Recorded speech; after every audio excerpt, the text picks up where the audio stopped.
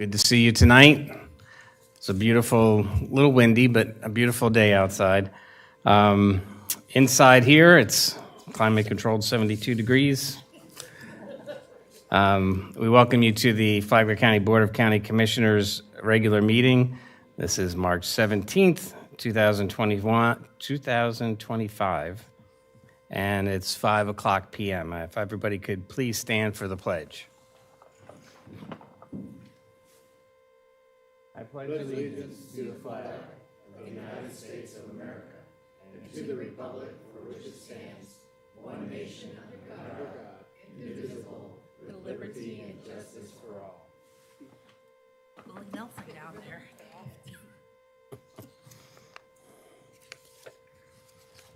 All right. At this time, we'll take a brief moment of silence. This is for individual prayer, reflection, or meditation. We take this time to honor and remember our first responders and the men and women in our military who keep us safe and protect our freedoms at home and abroad.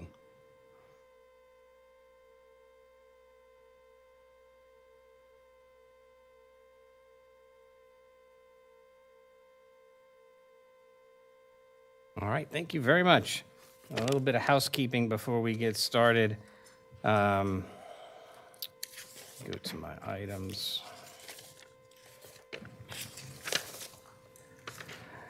We have a couple of modifications to the agenda. If you just want to highlight these, they've been the online version of the agenda has been modified. Items 7I and 7J were updated last week and reposted for transparency. Some of the monetary figures changed, and item 8A, the attachment 1 was wrong, and that has been replaced. Some upcoming announcements. The Warbirds over Flagler will be held on Saturday and Sunday, the 22nd and 23rd. Warbirds over Flagler is an event to salute our veterans, both past and present. This year's event will feature static vintage and modern military aircraft and vehicles, warbird flybys, remote control aircraft demonstrations, music, and plenty of food and beverage vendors will be there. It's a great weekend to celebrate veterans and the freedom that we have. You will access all of these activities off of Belterre Parkway, south of 100, if you go to Fenway. New this year is the Sky Glow Drone Show presented by Nexus 360. For the first time ever, a breathtaking drone light show will take to the skies on Saturday night only, March 22nd at 8 p.m. This cutting-edge aerial spectacle will blend technology and artistry, illuminating the Flagler Executive Airport night sky with dazzling formations. The Sky Glow Drone Show will also feature an all-American salute to our veterans. Visit www.warbirdsoverflagler.com for more information. And the following weekend is our annual Cracker Day and Rodeo and Barbecue. I think it's just as equally famous for the barbecue as it is the rodeo. That's held at the Flagler County Fairgrounds. Admission is $20 per person and includes a barbecue beef lunch with hearty southern sides. That's cash only, served from 11 a.m. to 1 p.m. Rodeo begins at noon and typically ends between 4 to 5 p.m. We also want to direct you to flaglercounty.gov to view our transparency dashboards. You can see all kinds of important information on the transparency dashboard, including our capital projects, where you can see the project status, the funding, and the schedule. We also highlight our drainage maintenance projects. Upcoming commission meetings, workshops, and special meetings. Our next regular meeting will be Monday, April 7th at 9 a.m., and our next workshop will be Monday, April 7th at 1:00 p.m. Excuse me. All right. And with that, we'll move on into our proclamations. Our first proclamation is National County Government Month, April 2025. This was requested by Holly Albanese, our Assistant County Administrator, and reading this one is Commissioner Carney. A proclamation of the Flagler County Board of County Commissioners proclaiming April 2025 as National County Government Month in Flagler County. Whereas the nation's 3,069 counties serving more than 330 million Americans, provide essential services to create healthy, safe, and vibrant communities. And whereas counties fulfill a vast range of responsibilities and deliver services that touch nearly every aspect of our residents' lives, and whereas counties, as intergovernmental partners, enact local, state, and federal programs to address the needs of all residents, and whereas the county, Flagler County, and all counties take pride in our responsibility to protect and enhance the health, well-being, and safety of our residents in efficient and cost-effective ways. And whereas each year, since 1991, the National Association of Counties has encouraged counties across the country to elevate the awareness of county responsibilities, programs, and services. And whereas the employees of Flagler County provide a broad array of services in areas including health and human services, building, emergency management, engineering, financial services, fire rescue, general services, growth management, innovation technology, land management, library, parks and recreation, planning, public works, tourism, economic development, transportation, and veteran services. Now therefore be it proclaimed by the Flagler County Board of County Commissioners that they hereby proclaim April 2025 as National County Government Month and encourage all residents to participate in county government celebrated activities adopted this 17th day of March 2025, attested Tom Bexley, Clerk of Circuit Court and Comptroller, and Flagler County Board of County Commissioners, Andrew Dance, Chairman. I'd like to make a motion that the board accept this proclamation and proclaim April 2025 National County Government Month in Flagler County. All right, I have a motion by Commissioner Carney, seconded by Commissioner Hanson. All those in favor signify with aye. Aye. Any opposed? Hearing none, motion carries unanimously. Thank you. Welcome, Holly. Good evening, Commissioners. I want to thank you for that proclamation. This happens to be one of my favorites. I say that every year, but it's true. I get an opportunity to recognize all my peers and colleagues, and I have just a brief presentation about National County Government Month. Some of the information is provided by our National Association of Counties, but it's a good way to just reiterate to the public everything that your county does for the community. So, when we look at it, National County Government Month, it's held every April, and it has been in inception since 1991. It's actively to promote county roles and responsibilities. While we can schedule activities, it's an excellent opportunity for the county to highlight what we do, what our programs are, and how we are effective for our community, and to raise public awareness of services that we provide. So throughout the U.S., there's 3.6 million county employees today, and they provide services to more than 300 million residents, essentially. And when we break it down and we look at the $600 billion in funding that's invested in services for our counties, we look at construction of public facilities, which is $61 billion, sewage and solid waste management is $22 billion. You've got infrastructure, public works, $134 billion. And if you keep going down, you see $163 billion for community health, hospitals, and human services. You have sheriff's departments, $42 billion. Fire protection services, $13.3 billion, and then a bunch of public safety services, 911 call centers, $107 billion. And then looking at just for our veteran services, for compensation and health benefits, there's over $209 billion. Counties also offer services like parks, community centers, libraries, and cultural centers. So the services specifically provided by Flagler County, these are everything that we look at, from administration to human resources. We already talked about 911, GIS, IT, SHIP with housing, health department, veterans, tax collector. So there's obviously a lot that we do.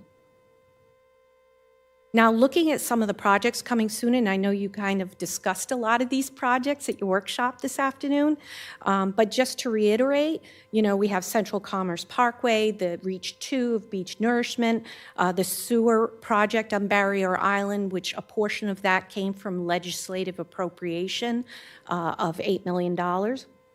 The Nexus Center, library, which is a library, health and human services, and a community center. There's stormwater improvements, comprehensive plan, new fire stations, one of which also has a $10 million legislative appropriation. The men's residential treatment facility, which is SMA, which also has a $10 million legislative appropriation. You have your aviation terminal, another one with $5 million of legislative appropriation. Bulow Creek Headwaters Regional Park, I believe they're on design right now. The Eco Discovery Center, we talked about, we are actively pursuing a legislative appropriation this year. The Multi-Purpose Emergency Preparedness Shelter, which also has a $10 million legislative appropriation. And finally, the Bull Creek Campground Project. This is my favorite part. This is where I get to share with you some images of my colleagues and peers daily doing their job. So why don't we take a moment and just appreciate the staff and all they do for Flagler County and their residents.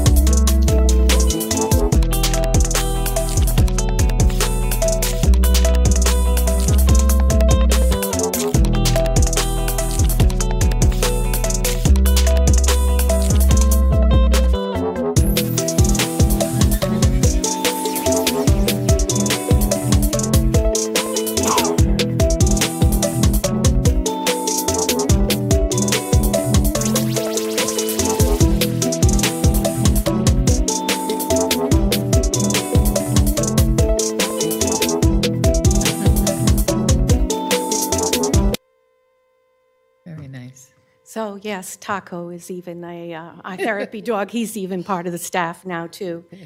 So could we have all the staff come up and take a picture with you guys? Would that be okay? Absolutely, please. So everybody who's in the audience, that's employees, that's you guys too, come on.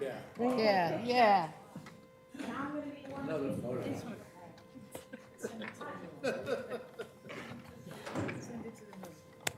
I'm gonna do. Never happens. I never get to be next to you till I bounce off you. The meeting staff. Look at this. We needed marching music. Dun, dun, dun, dun, dun. Take the I'm picture. not wearing green. I'm glad I'm not the only one not wearing green. As I was walking out the door, Linda said, put this on. That's okay. That's a good one, Sean. And not be behind Roy. That's with the height, Roy, the height. Oh, Yeah. So, I don't know, that's Leanne, why get I'm away from behind Roy. Mike, what are you hiding over there?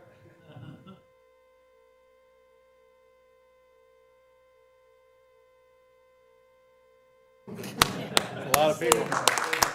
Thank you. Thank you, Alan.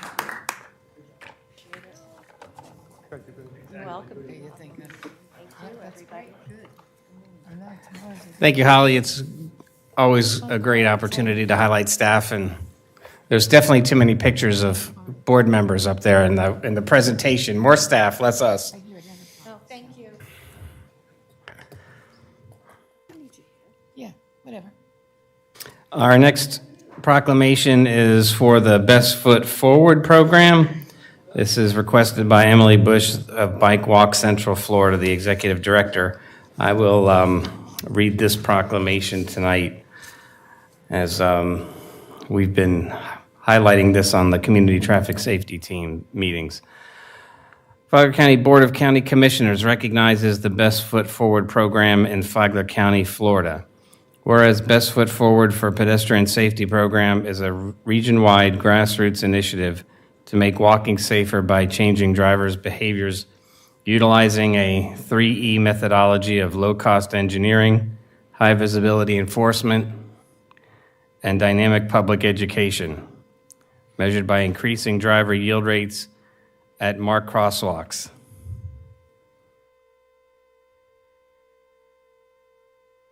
And whereas BFF is a regional coalition of civic leaders, public safety officials, engineers, transportation planners, educators, healthcare professionals, advocates, local businesses, and concerned citizens whose mission is to reduce pedestrian injuries and deaths.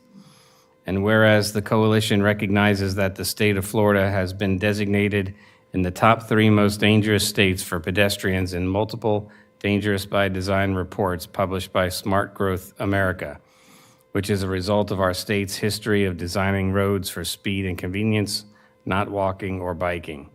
And whereas the BFF program further supports the goals established in Flagler County's strategic plan adopted in 2022, the program aligns with 2 specific goals: preserving and enhancing cultural, recreational and leisure activities, as well as improving public safety by working to reduce the risks for pedestrians, by working to improve pedestrian-driver relations.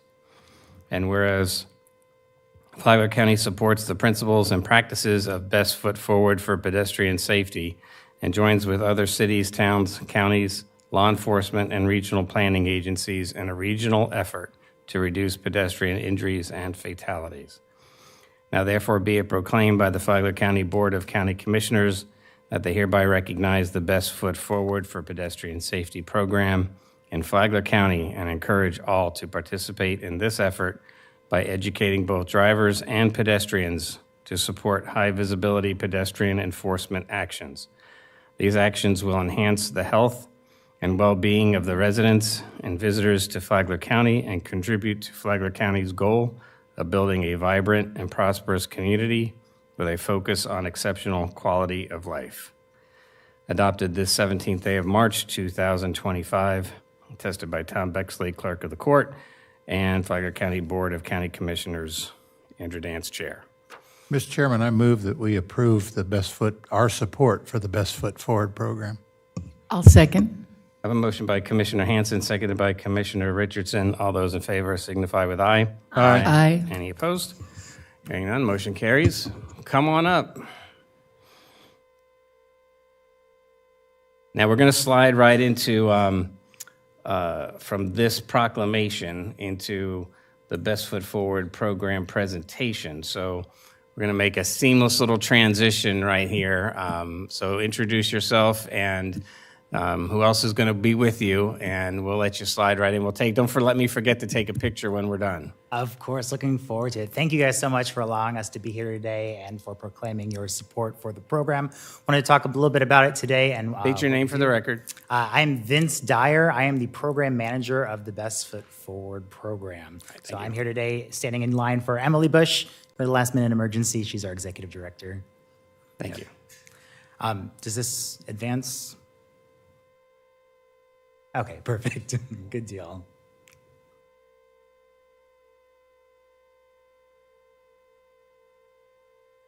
You didn't have to drive far, did you? Oh, just from Kissimmee. No big deal. Okay. Yeah. I'm glad to be here, though. That was taking a while, yeah. It's long enough by car. Okay, great. All right.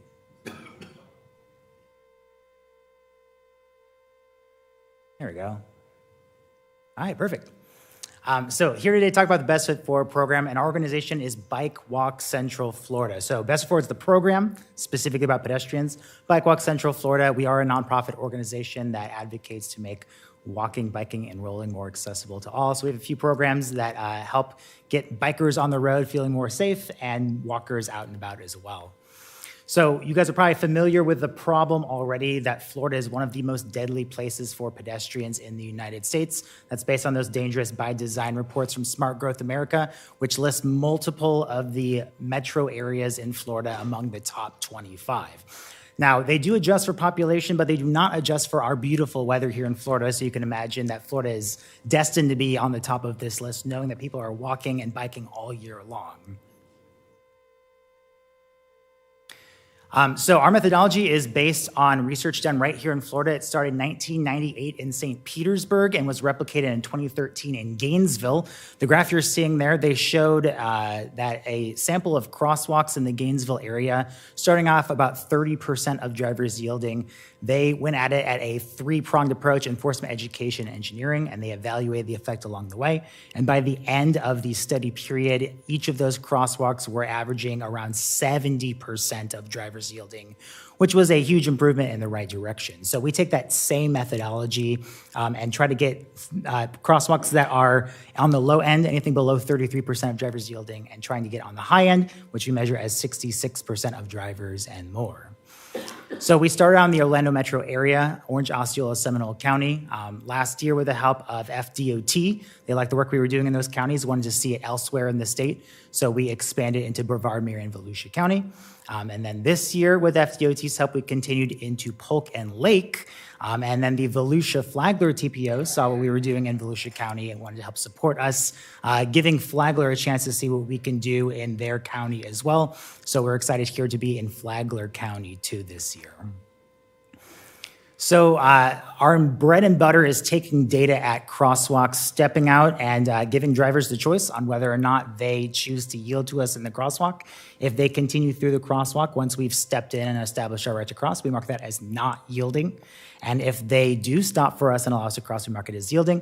We also take stats on the number of walkers and bikers that are out of the crosswalks, whether or not the people that do stop for us gave us enough adequate space to feel comfortable.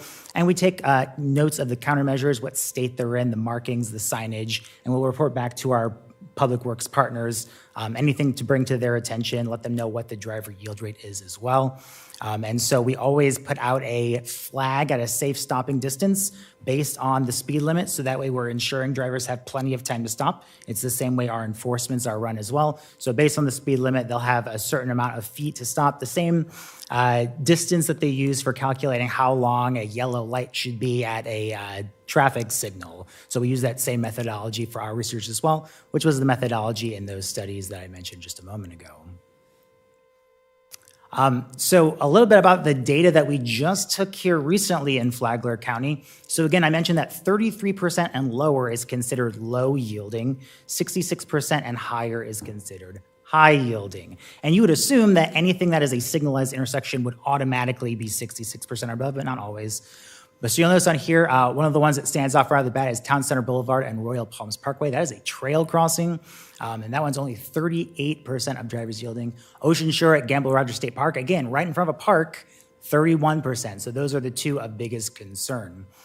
State Road 100 Pine Street, we just added on, so I haven't taken data there yet, but looking forward to getting out there this month. And a couple looking pretty good, Bulldog and State Road 100, that's at 88%. Actually did enforcement there recently. Also did enforcement with the Flagler County Sheriff's Office at Belle Terre and State Road 100. That was at 60%, which again, for a signalized intersection, you would expect that to be automatically at 66%. So that one's a little low for a signalized intersection. So we do coordinate high visibility enforcements. Our job is to make sure that the media is in tune with what's happening. We create press releases. We contact broadcast, radio, and print media, invite elected officials out to attend, post all of the locations that these are being enforced on our website and social media, and put it in our newsletter as well. We do this across all 9 counties that we're in, so it's a huge regional effort to get the news media to notice and let people know that it's a law to stop for pedestrians at crosswalks. Before I worked with Bike Walk Central Florida, that's actually how I originally learned that it's the law to stop for pedestrians in crosswalks. I figured since I had the car, they should wait for me. But it turns out when you're in the crosswalk, you do have the right of way as long as there's plenty of time for the driver to stop. So last month during our quarterly enforcement, we had Flagler County Sheriff's Office participate for the first time. And they had a number of warnings handed out at 2 different locations. And so operation-wide, we were having 50 different media placements across broadcast networks. We had all the major networks out, kind of showing what's going on at these crosswalks, 350 warnings and citations throughout the entire region. We also do education, so we will go out to the crosswalks themselves and do sign waving campaigns. We've shown that this type of crosswalk visibility has a similar type of effect in driver yield rate to the enforcements themselves. So just getting drivers to take notice and pay attention that it's the law to stop. We also do pop-up events, community events, just to be able to talk to the community, get their concerns about where they see issues with drivers not yielding pedestrians, where they walk and bike. And so it's really important to get the community's input so that way we can make sure that we're bringing that information back to our county partners. And we'll do presentations as well, not too different from what we're doing today, but for the general public as well. So just recently there was a library pop-up at the Palm Coast Library. So they were able to talk to a number of people right here in Flagler to tell us a little bit about some of their concerns about walking and biking in the area and distribute some of the educational materials, letting them know it's the law to stop for pedestrians in crosswalks. And the last thing we do at the end of each year, once we've taken all of our data from the year, is we will meet with our partners and we will discuss the crosswalks, the data, the observations, and we'll give recommendations based on what we've seen throughout the 9 counties at similar crosswalks with similar types of features, number of lanes, speed limit, whether or not it's signalized or has certain types of countermeasures. So we can see what's worked well in some areas and bring that to other areas. So that way we're not just all living in a bubble. We can kind of share with each other all of the different things that are working in different areas and help promote pedestrian safety across the board. So last year alone, we monitored 116 crosswalks. We crossed the street over 32,000 times. Each one was a data point, multiple data points that we were collecting on driver yield rate or other. We did 100 crosswalk enforcement details last year that we helped participate in and coordinate the media for, with 1,400 warnings and citations handed out. For engineering improvements, there were 20 of them that we were able to track before and after. On average, when there was an improvement in engineering, there was a 22% average increase in driver yield rate. And we also provided over 200 engineering recommendations, all low-cost recommendations. We like to focus on the things that can get implemented quickly and on budget. And then we did 78 events and presentations last year, reaching over 10,000 people and distributing over 10,000 resources. So our data shows that drivers are yielding more at the crosswalks we're monitoring. And the line graph you see here, that is our driver yield rate in Orange, Osceola, and Seminole County from 2012 to 2022. The first 10 years our program was being implemented. So when we started out, only 18% of drivers were yielding at the program crosswalks. By 2022, that number was up to 49% of drivers yielding. That's our data that we take, but can it be confirmed by an outside source? Okay, and don't trust us, trust the numbers. So from Signal 4 Analytics in the bar graph, that shows the bike ped deaths and serious injuries per 100,000 people.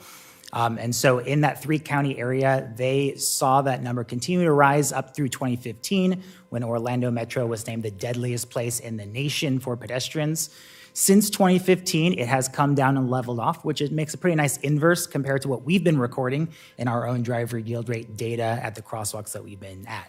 So again, we don't take credit for this. This is the work of our engineering partners at Public Works, our law enforcement partners at the Sheriff's Office and otherwise. We also partner with multiple health organizations across the state to be able to give these educational events, tabling events, and presentations. So it was definitely a group effort across the board, and the data we were very encouraged by. So with that said, before we get up for a picture, I can take any questions, comments, concerns from anybody that's interested. Mr. Chairman. Yes, sir. You don't mention FDOT, which we have to deal with all the time on A1A for crosswalks. Why not? Yeah, so FDOT actually, you'll see on the little corner there, it says FDOT Target Zero. They actually helped fund our initial expansion from those 3 counties. They were very encouraged by what we were doing, and they wanted that to be part of their Target Zero effort. So we do make sure to give FDOT a shout out when we go out and do presentations, especially in the counties that they helped fund. With Flagler County, the Volusia Flagler TPO took on the funding for this one, so we wanted to give them a shout out specifically on this one. But we do work very well with FDOT. A lot of the crosswalks that we manage, especially the ones at signalized intersections, are FDOT managed crosswalks. So if anything's gonna get done by it, we gotta go to FDOT and make sure that they're the ones that put in the infrastructure to fix it. And whenever it's below 33%, they have always come to the rescue to do something at the crosswalks that they manage.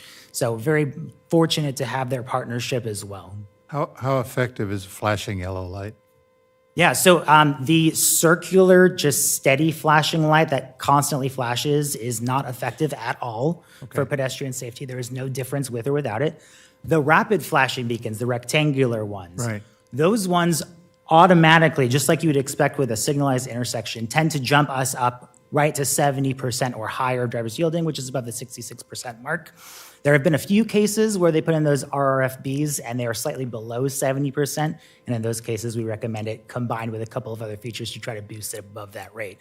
So we're very passionate about the RRFBs. We don't recommend it as a first solution because we want to make sure that the infrastructure that's there works. Even if somebody doesn't press the button, that's always the trick, is making sure the pedestrian presses the button. Otherwise, it's not going to work, obviously.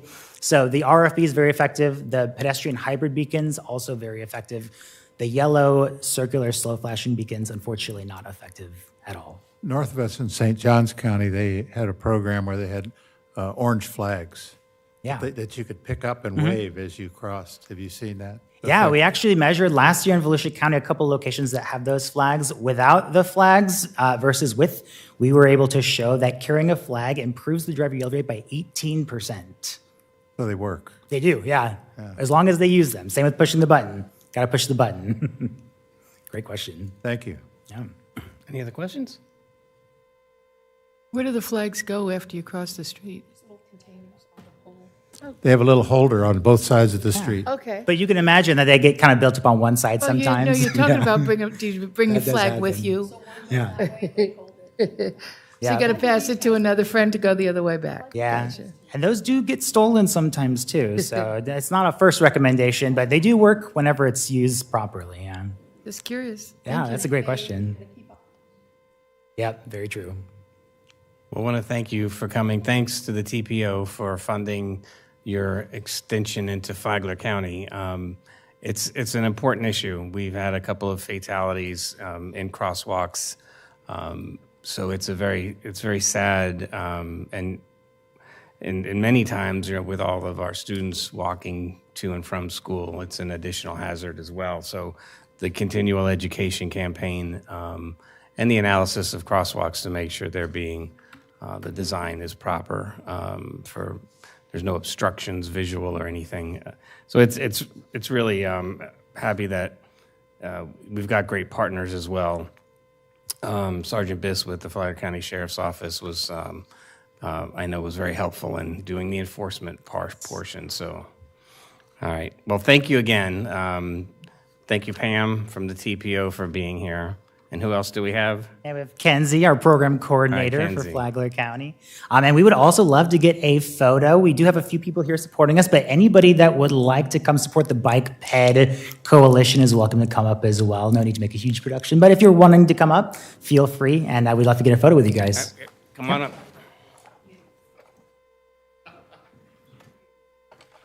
Here's your proclamation. Thank you very much. Appreciate it.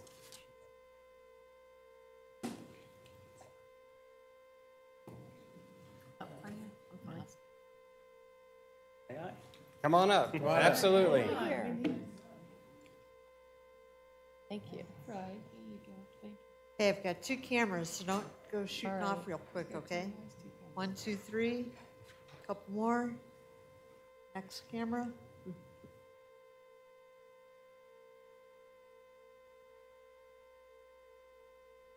Good for me. From me. Thank you. Great. Thank you.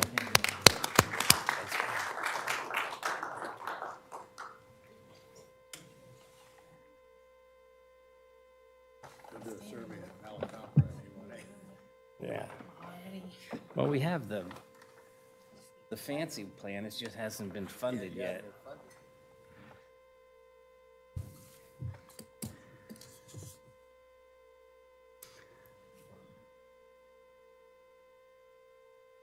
All right, our next presentation is the annual report presentation presented by our own Flagler County Administration. Ms. Petito, is that you? It's me. All right. Well, good evening, and thank you for joining us as we present Flagler County's annual report, a year in review. Each of you should have received a copy of the 2024 annual report. It details all of the work and progress captured within our departments. It outlines some of our organizational achievements. It also includes some collaboration and community outreach opportunities. I'm not going to go into covering each one of the individual pages today, but what I will do is highlight some of those key achievements, recognizing the dedication of our team and community partners, and then look ahead to the opportunities that will shape our future. So let's take a closer look at how we build a stronger Flagler together. So as we reflect on the past year, we're proud to share that we've made some significant progress that have really strengthened Flagler County through strategic investments, responsible governance, strong community partnerships. We've enhanced our economic growth. We've improved public safety. We've advanced key infrastructure projects. These accomplishments are a testament to our collective dedication to building a thriving, resilient, and prosperous community. When we prioritize financial responsibility and transparency, we're increasing our financial reserves, we're improving our bond rating. We were able to launch our first ever community survey to better understand the residents' needs. Our transparency dashboard was expanded. Our strategic partnership secured substantial capital funding without having to incur any additional debt. Our commitment to operational excellence was recognized with multiple prestigious awards. Our commitment to responsible leadership and operational excellence has been recognized with several prestigious awards. This includes accolades for our unmanned aircraft system, the UAS drone program, emergency management accreditation. We had numerous public safety life-saving awards, and then the GFOA, the Distinguished Budget Award.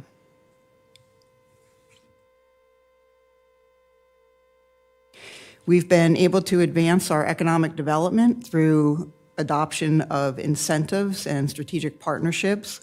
We've been working hard to promote tourism in Flagler County.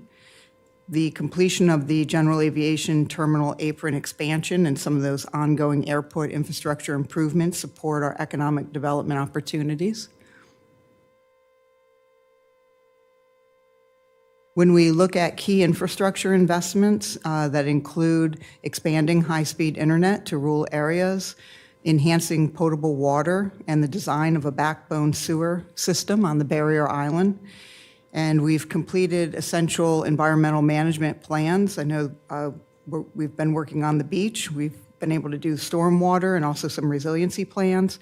We've also been able to incorporate some major road projects that are being completed and some of them that are still underway to improve connectivity and accessibility in our community. We've strengthened emergency services by expanding fire rescue staff, deploying some new rescue units. We replaced Fireflight. We've also upgraded some emergency vehicles. We've increased law enforcement personnel. And additionally, we've been able to expand our employee health clinic to include access to mental health. And we have started with the collaboration of SMA Healthcare on a new mental health crisis stabilization unit to provide critical support services to our community. This year, we focused on smart growth strategies to guide future development while preserving our community's character. So we're in the process of updating that comprehensive plan to reflect a commitment to sustainable land use, infrastructure planning, and environmental conservation.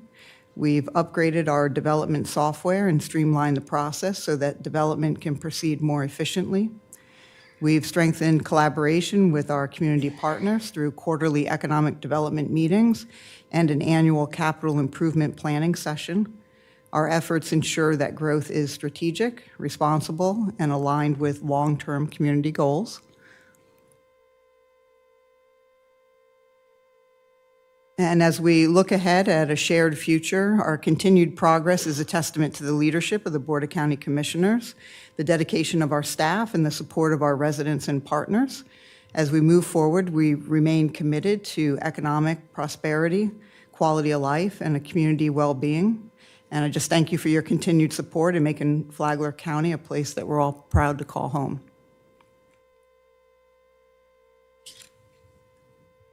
Thank you very much. Very nice presentation, nice booklet. For the public, are these available, either the presentation on the website or in...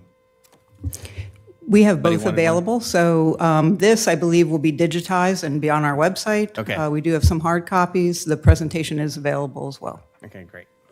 Any questions? No, they're all busy reading. All right, thank you very much. Appreciate that. Thank you for all the hard work. It's nice to see a lot of the hard work honored with some of those awards, so keep up the good work. All right, our next presentation is an airport update. This is presented by Mr. Roy Seeger, our airport director.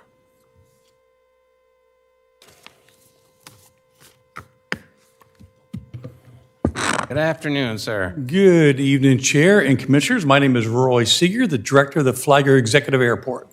I'm going to keep slowing it down. Slow it down.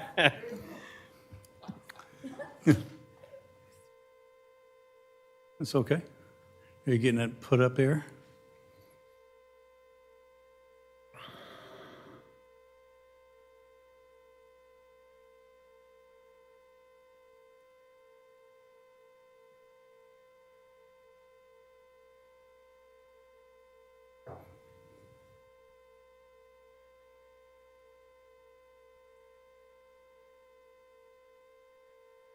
Yeah, they're really slowing it down. Yeah.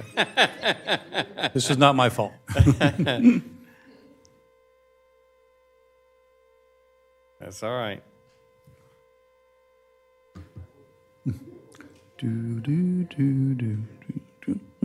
So how are the preparations coming for next weekend?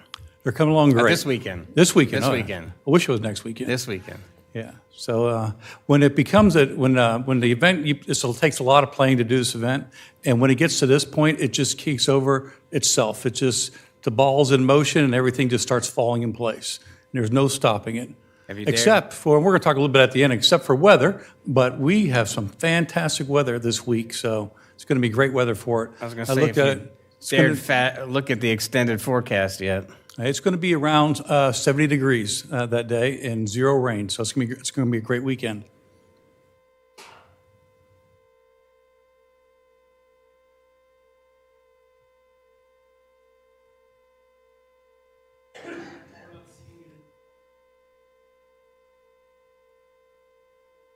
I put it, it's in the P drive. Remember, I put it in the P drive under airport file.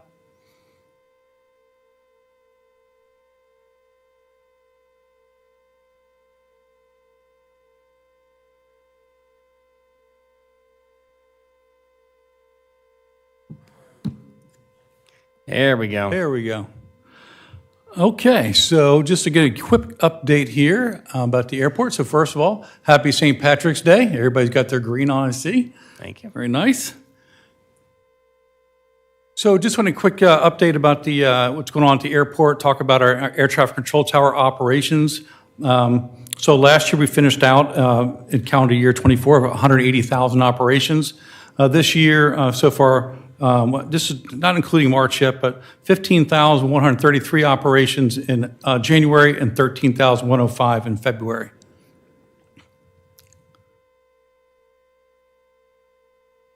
Fuel cells are doing really well right now, and this is just 2 months. We didn't get the full, because March is part of the second quarter, but in avgas we sold 25,432 gallons of avgas, which that's 1,181 gallons, excuse me, that's 1,181 fuelings, individual fuelings to get that.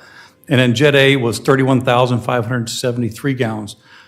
To give you an example, that average fueling of the 1,181, that's about 21 gallons per fill-up. It'd be about $80 to $100. With the jet fuel, 153 fuelings, that's about 200 gallons and about $1,000 to do that. So fuel sales are doing well. So talking about fuel sales, I know this has been one of the issues. I know we have a couple new commissioners, and I don't know if we've talked a little bit about this, but one of the things that has been brought up is about avgas and its 100 low lead content. So what avgas is, it's distinguished by blue hue, and it's the industry standard for reciprocating aircraft engines. It has a higher octane because it helps to fuel burn slower and more efficiently. And the lead in the avgas actually helps to dissipate the heat and acts as a lubricant in for the engine. But the EPA has determined that lead emissions to air from certain aircraft cause or contribute to air pollution, which may reasonably be anticipated to endanger public health. The EPA has not given the authority to ban, regulate, or limit the aviation fuel. And the industry has been working towards a safe and smart transition to unleaded fuel. So in response to the public concerns and feedback, we hired an environmental engineering company to conduct lead testing at the Flagler Executive Airport as a proactive step to ensure the health and safety of our community. As stated previously, aviation fuel used in some general aviation aircraft contains lead, which has the potential to impact air quality and surrounding environments. We wanted to conduct comprehensive testing so we can assess any potential risk, provide transparent data to the public, and take informed actions if necessary.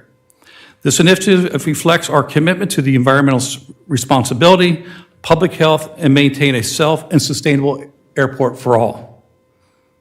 So we have a full report. I'd like to ask, so we have here tonight Dr. Tim Scott from Consolidated Environmental Engineering to provide his findings. Now, he is not going to go over the whole 67-page report, but I will, unless you'd like him to. Would you like him to do that? No, that's fine. So with that, I will give a copy to the clerk for us, and then we also will make this available on our website as well. Very good. All right, Dr. Tim Scott. Good evening, Mr. Scott. Hi, I'm Tim Scott with Consolidated Environmental Engineering. Welcome. Thank you for the hospitality. So kind of a preamble on this. Roy stated to us that he was having some issues out there, some concerns. I went out there, we kind of walked the property, if you will, trying to figure out what kind of sampling strategy we were going to have. I always like to look for worst case scenarios. So we walked the property, kind of watched the jets do their thing, the planes do their things, and we kind of came up with a sampling strategy that consisted of air and soil sampling. Come on. That's me. Yep, that's still me. Okay. So there's the locations that we used. We had 4 at the airport, 1 off-site. Basically, it's the runways. We found out, and I'm not a pilot, but they kind of throttle up and they do their safety check before they take off. So there's a big poof that comes out of the back of the plane. They also, apparently, when they take off, they throttle up to get elevation. So we looked at the front and the back of these runways. The soil samples were collected at a depth of 0 to 2 inches, trying to get any fallout that we would see, collect that. The air samples were collected over a series of time, okay?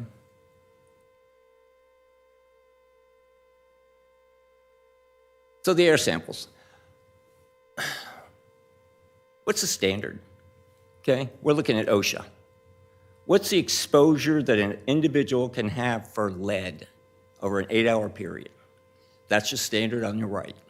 Basically, there was below detection limit. Okay? The control sample we took at the intersection of the street, and that was actually very, very low also. Soil sample. We looked at the FDEP cleanup standard for lead. Again, de minimis levels of lead found in the soils.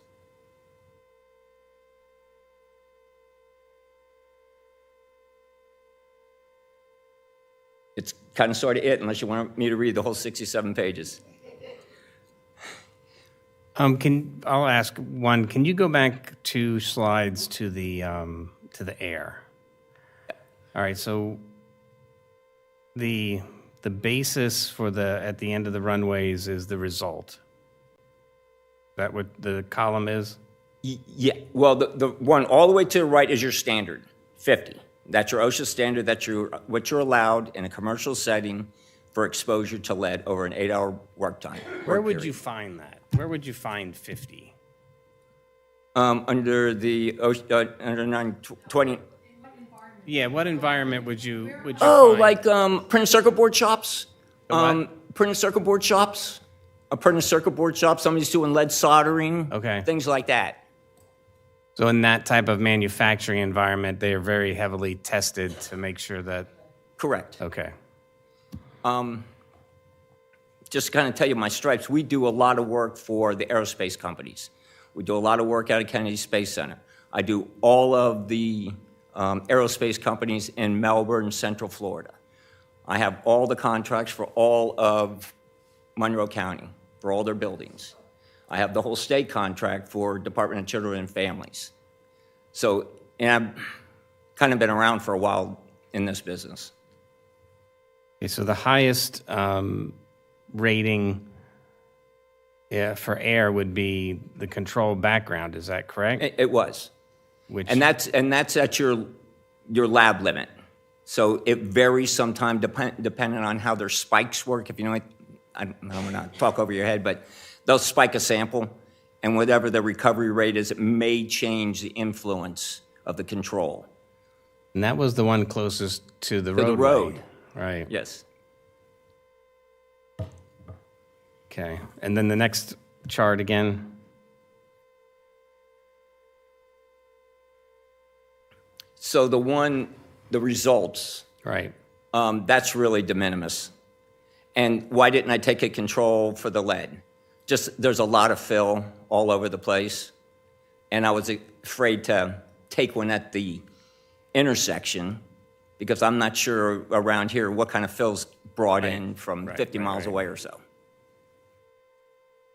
And again, where would landfills, is that a place that gets tested for lead in the soil, or where else would you test for lead in the soil? Old gas stations. Okay. You know, when they were using the leaded gas, the old gas stations from 20 years ago, 30 years ago, historic stuff like that. So if the 1400, if you ran into that at an old gas station site, if it was above 1400, what remediation would you take? Would you have It's to? usually excavation. Okay. Yeah. It's not like a solvent. You can't pull it out, Right. aerate it, and then inject it back in. You have to actually remove That's what it. they did at Matanzas Woods. Okay. So, well, I don't want to speak out of turn, but the DEP tested the soil for lead as well as arsenic. And the remediation was to take all that soil out, tamp it down with water as they pulled it out and bring it back in. So that was found where, though? At the, Up by the, they used to have a maintenance shed Okay. where they stored chemicals. Chemicals. And I think they had some fuel, so yeah, okay. yeah. So then the lead won't dissipate at all? It stays there? It's going to stay there. And that's probably your background right there. That, I wouldn't say that I've ever found a site that had 0 lead in it, but this is what I consider de minimis, okay? I just recall, anytime a old gas station is remediated, they've always removed those tanks from down below and replaced it with fresh tanks. Yes. So that's what you're talking about as far as, you just can't reuse those tanks Oh, because no, of the they've lead gotten in to a them. different level on I've tank seen that monitoring. 3 or 4 times in southern Florida, so thank you. Thank you. Okay. Any other questions? Thank you for I'm making. not surprised. I'm Go not ahead. surprised. I think we get more emissions, lead emissions, when we're driving our car with our window down than something like this. And we adjust to it, I guess. I don't even know if there's ever been a documented lead poisoning from cars on the street. I know in big cities, it's probably worse than it is here, but I'm not surprised at this data. This actually stemmed from, there was an airport recently in California that had high concentrations of lead.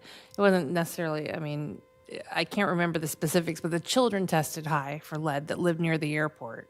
And I think that's what came out. I mean, I think where all this originated, the discussion about lead with the citizens, was that had been documented not too long ago. And so Did they tie it to anything? the airport, Not the paint, the- not the paint chips? Not paint? not the paint. Paint, I don't know. I'm just 1979, telling you. lead I can't- paint. And I think that's where the conversation came from the citizens. They brought that forward, and that's how we got on this thing about have we had any lead testing out there, because there had been a documented. Thank you for what you do for our state. I appreciate that. Thank you. Thanks for the hospitality. Thank you very much. Appreciate you coming this evening and presenting. Thank you. Yep.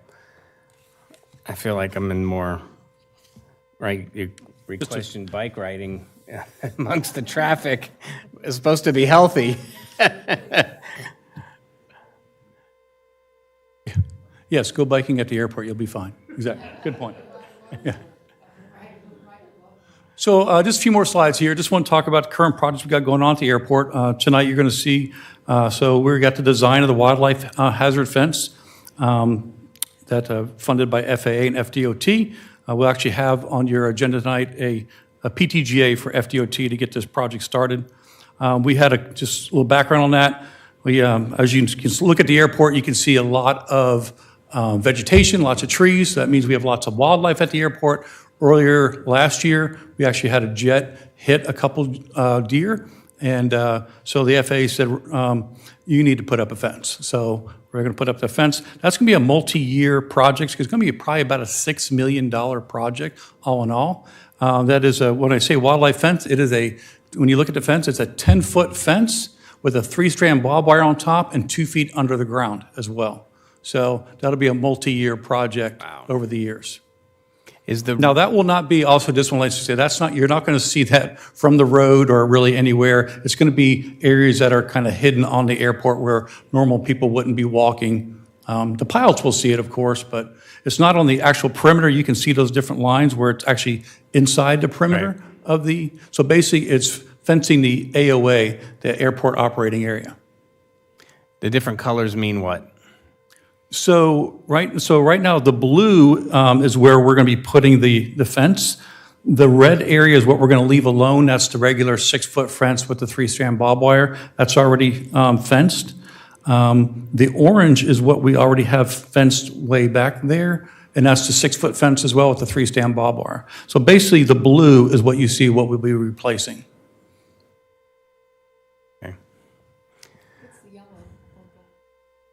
The gold is what we currently have there now, and that's the 6-foot fence with the 3-strand barbed wire. That will not be replaced. Okay. Where's the fence that is in the front entry of the airport building? That's not denoted on here because we're not going to be replacing that It's fence. just around the runways. Correct. Right. Okay, thank you. Any other questions about that? What happens if you find them learning from their instances with the 10-foot fence, I'm sorry? and they're going to go to the 6-foot fence? Well, yeah, their habitat will be more by the 10-foot fence. So the likelihood of them going to jump the 7-foot fence they could do it still, but it won't be as easy because they can just walk right out right now. Yeah, most of it will be in the blue area. Correct. Where the heavy vegetation is. Okay. All right. And we've been talking about this, but the General Aviation Terminal Facility, looking forward to getting started on that here shortly. And that's an FDOT and airport-funded project. Long overdue, replacing a building that's currently 40 years old. And the last piece we have everything in place for that. We'll be bringing, so we just finished the CEI services for that contract. We'll be bringing that to the board on April 7th for approval. Once that's put in place, then we will move forward with the breaking ground and building the facility. Yeah. And I'm sorry, that was the that was the land side, and this will be the air side. Actually have a nice viewing area up there as well. People can go out and look at the jets or any aircraft coming in as well. Yes. It will be a tile roof.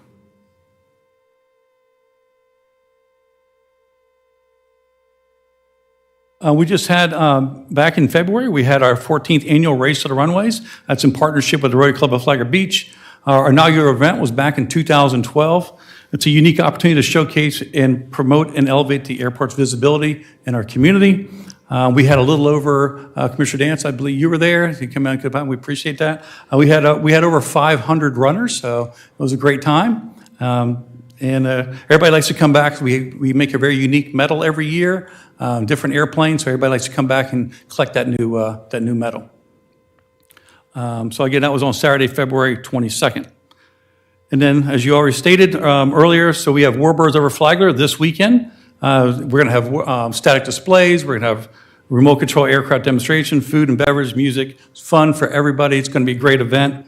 But at nighttime, after 6 o'clock, it'll turn into the Sky Glown Drone Show, first ever drone show in Flagler County. So we're hoping to get lots of people to come out to see that. That is going to be Saturday night only. And that is a different ticket to get into that than it is just for Warbirds. And that can be found, and more information on it can be at warbirdsandrones.com. And that ends my presentation. Any questions? We did get notice from the Flagler Rams about their demonstration, the remote-controlled airplanes out there. So Right. they look forward to seeing They're them gonna be out there. there too, yeah. Right. We bring them every year. All right, any other questions? All right, thank you, Okay. sir. Thank you. Appreciate the Appreciate it. presentation. Thank you. All right, at this time, we will go out for community outreach. This is a 30-minute time period for public comment allocated on any consent agenda item or topic that's not on the agenda. Each speaker is allowed up to 3 minutes to address the commission. Speakers should approach the podium and identify themselves. Any public comment this evening? All right, seeing none, we'll bring it back to the board. Any comments on any of the consent items that anybody wants to make or highlight? No, sir. All right, seeing none, I'll just state that on 7M, which is the approval of a state-funded grant agreement with the Florida Department of Environmental Protection, providing funding to improve and increase management of Lehigh Greenway Rail Trail. And if you've been on the Lehigh Trail, there's a section on the east side that is a wooden boardwalk. And as I understand, they'll be replacing the worn wooden boardwalk with the composite material. So it'll be, that's all the good. wood will be replaced and with a composite walkway, which will extend the life of that. I know we do a good job. Thank you, Mike, for, as needed, replacing the boards, but they are worn. I'm sorry, Chair, is this where we pull if we want to pull? That's my next question. Is there anything that the board would like to pull on consent? I'd like to pull 7K and 7L. All right, so we have 7K, which is the wildlife fence at the airport, and L is the work authorization for the same wildlife fence. Anybody else? Anybody? All right, seeing none, we'll go ahead and pull 7K and 7L, and we'll go ahead and move those to the end of consent. Mr. Chairman, I move that we approve the consent agenda with the exception of 7K and 7L. I'll second that. I have a motion by Commissioner Hanson, seconded by Commissioner Richardson. Approval of consent minus 7K and 7L. All those in favor signify with aye. Aye. Any opposed? Hearing none, motion carries unanimously. That will bring us to 7K. 7K is consideration of the resolution and public transportation grant agreement with the Florida Department of Transportation for the design to install wildlife fence. Mr. Seeger?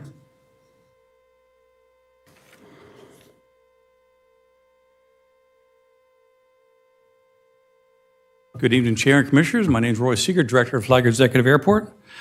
This agenda item is consideration of resolution and a PTGA with the FDOT to install the wildlife fence.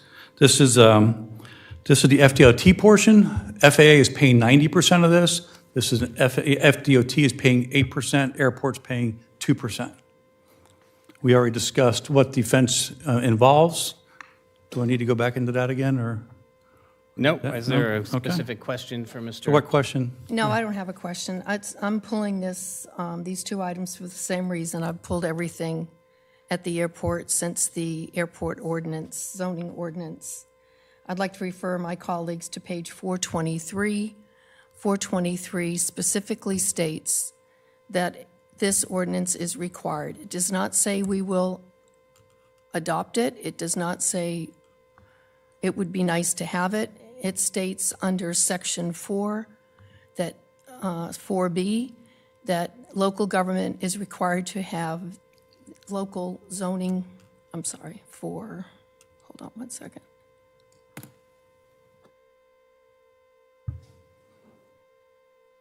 I'm looking for the page, hold on, just further up. 423, section 1C, it states, local government requirement, number 1, airport zoning ordinance, number 2, local comprehensive plan. So that's the reason for me not voting for this, and we can save time on 7K if you want. I'm sorry. No, we'll bring them up separately. A&L, all right. So just for 7K. Yeah. So, Has that, Ms.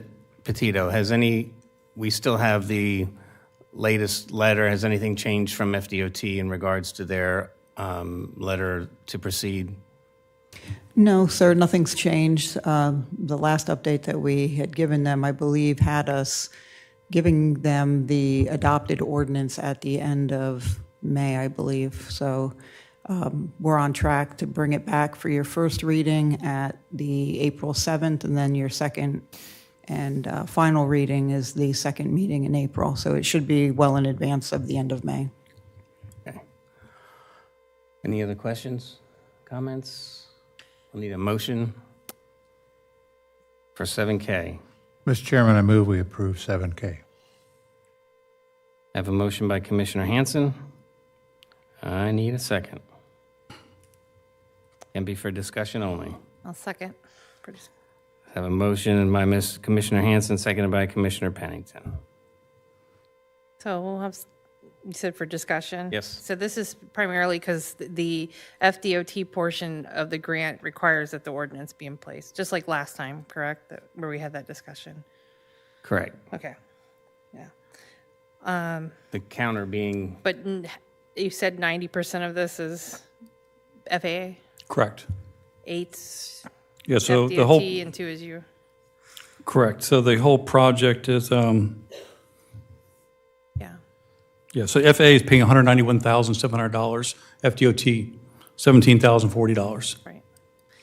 Yeah. But the resolution still puts us in the same Right. grant. I mean, I don't,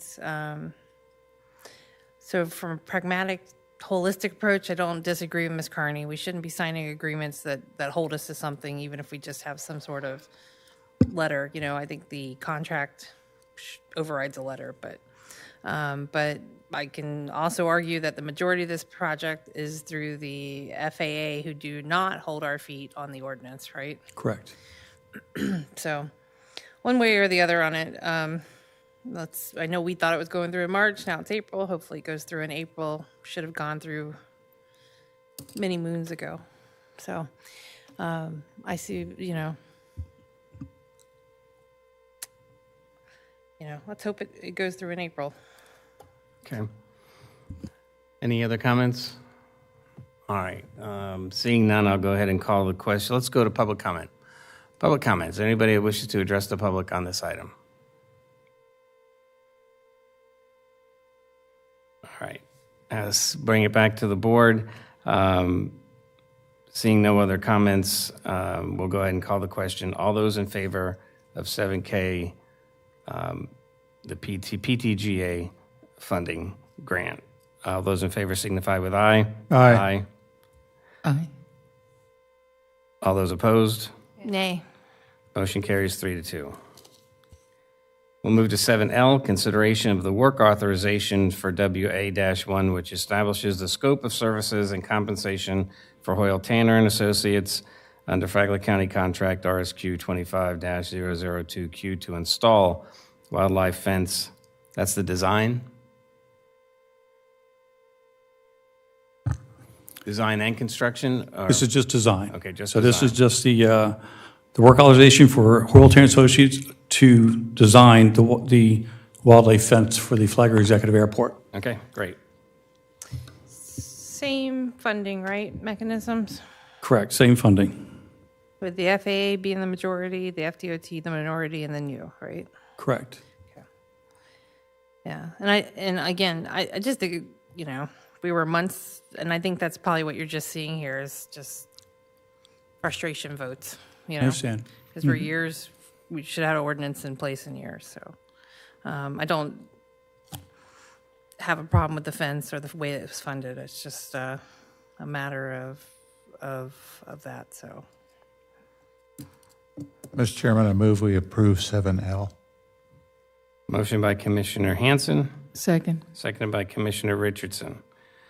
Public comment? Does anybody in the public wish to address the commission on this item? All right, seeing none, we'll bring it back. Call the question. All those in favor signify with aye. Aye. All those opposed? Nay.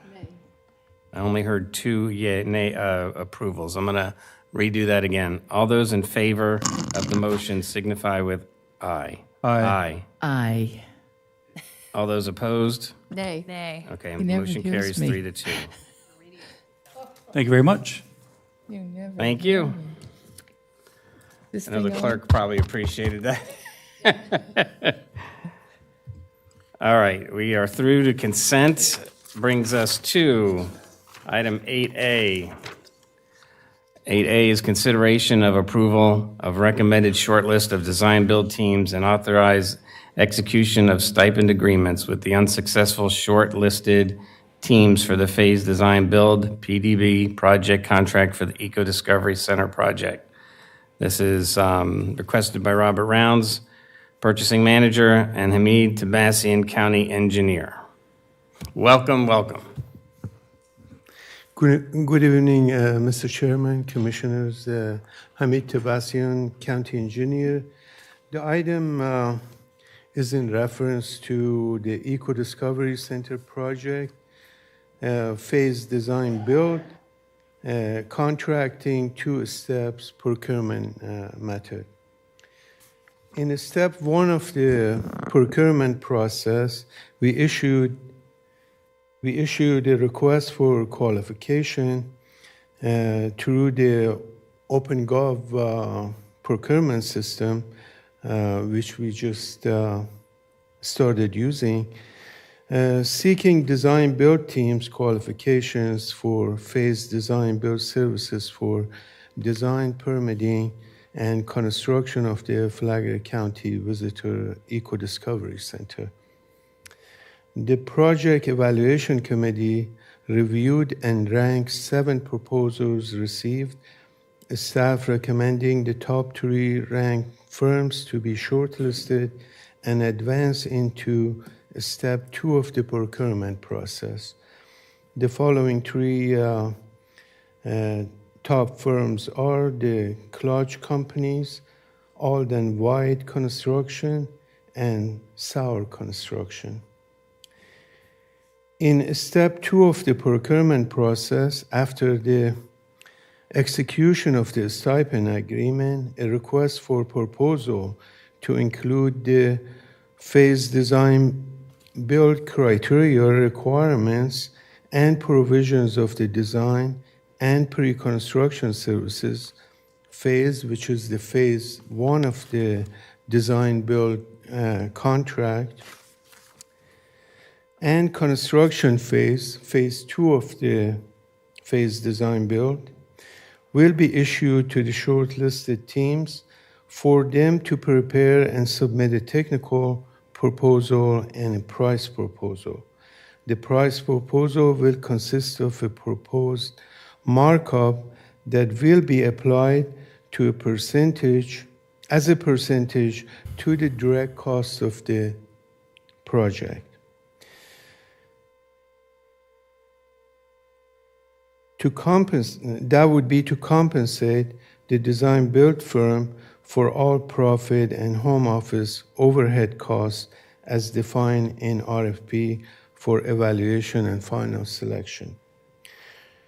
Normally, a stipend is paid to the unsuccessful design build teams to partially offset the engineering efforts required in preparation of technical proposals and in producing a conceptual design technical proposal, subject to meeting the minimum technical requirements outlined in the RFP.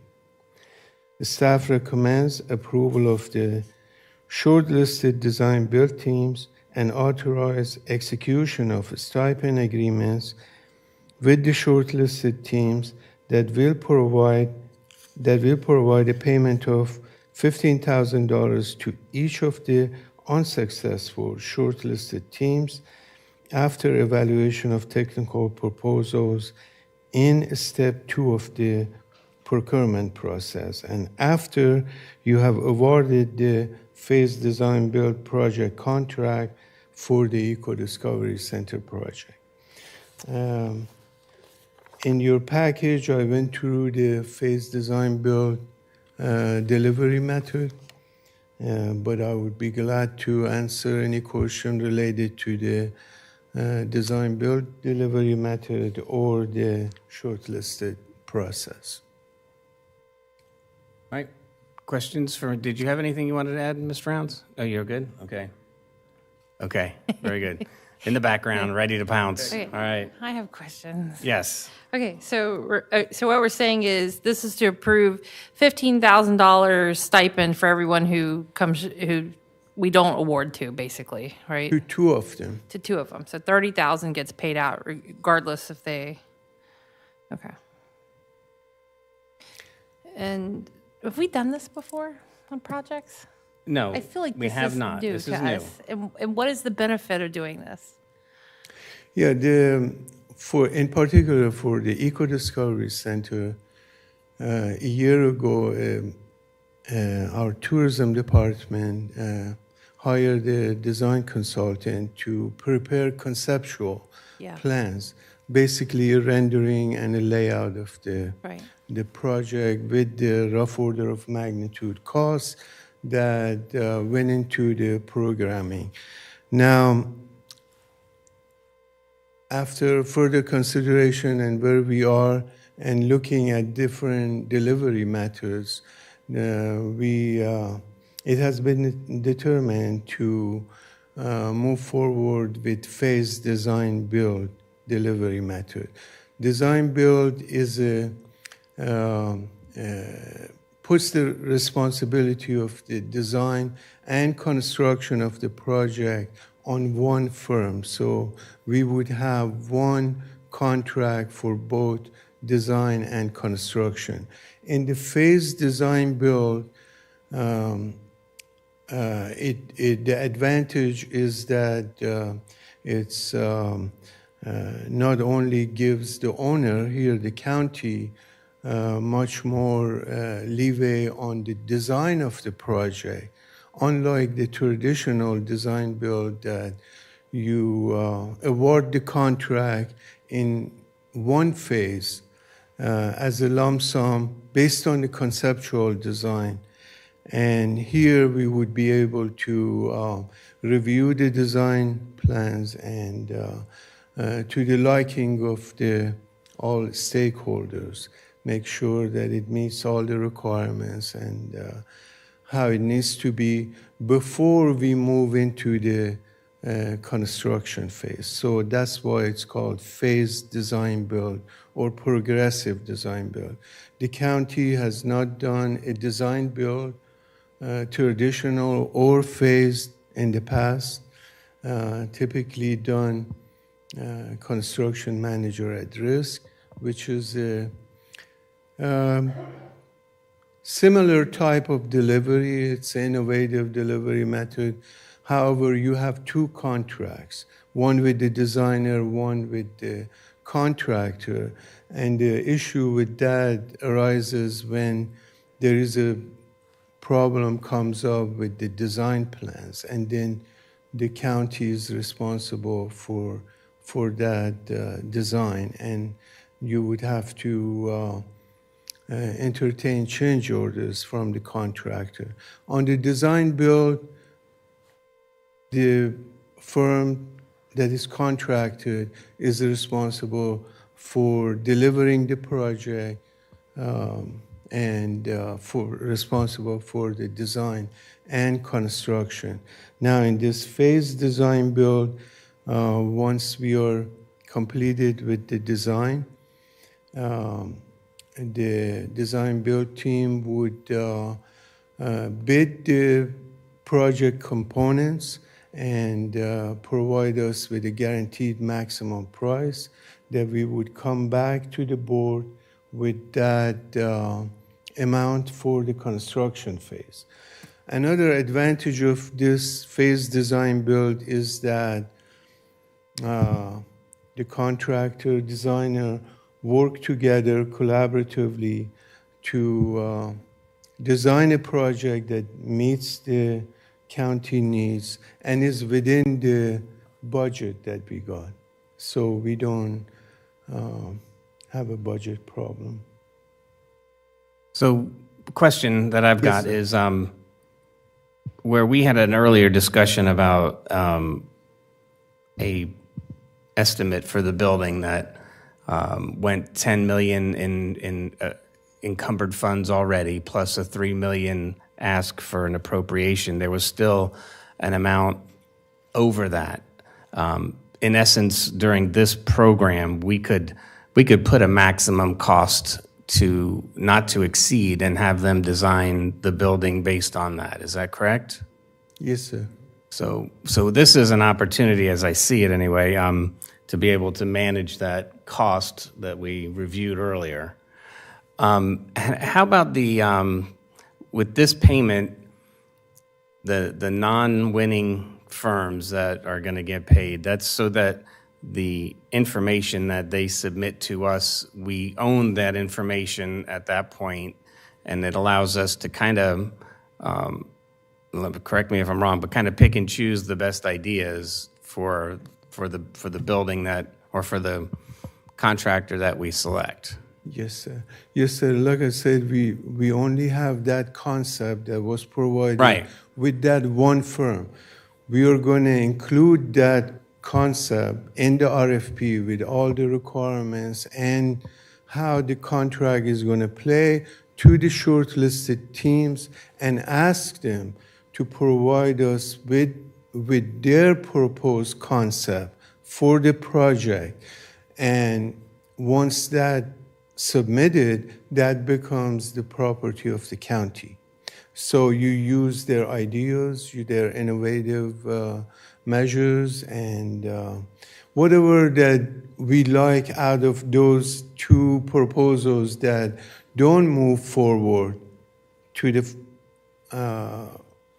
You have an ownership to the of the asset. next phase, we use those in our final design with the successful design builder.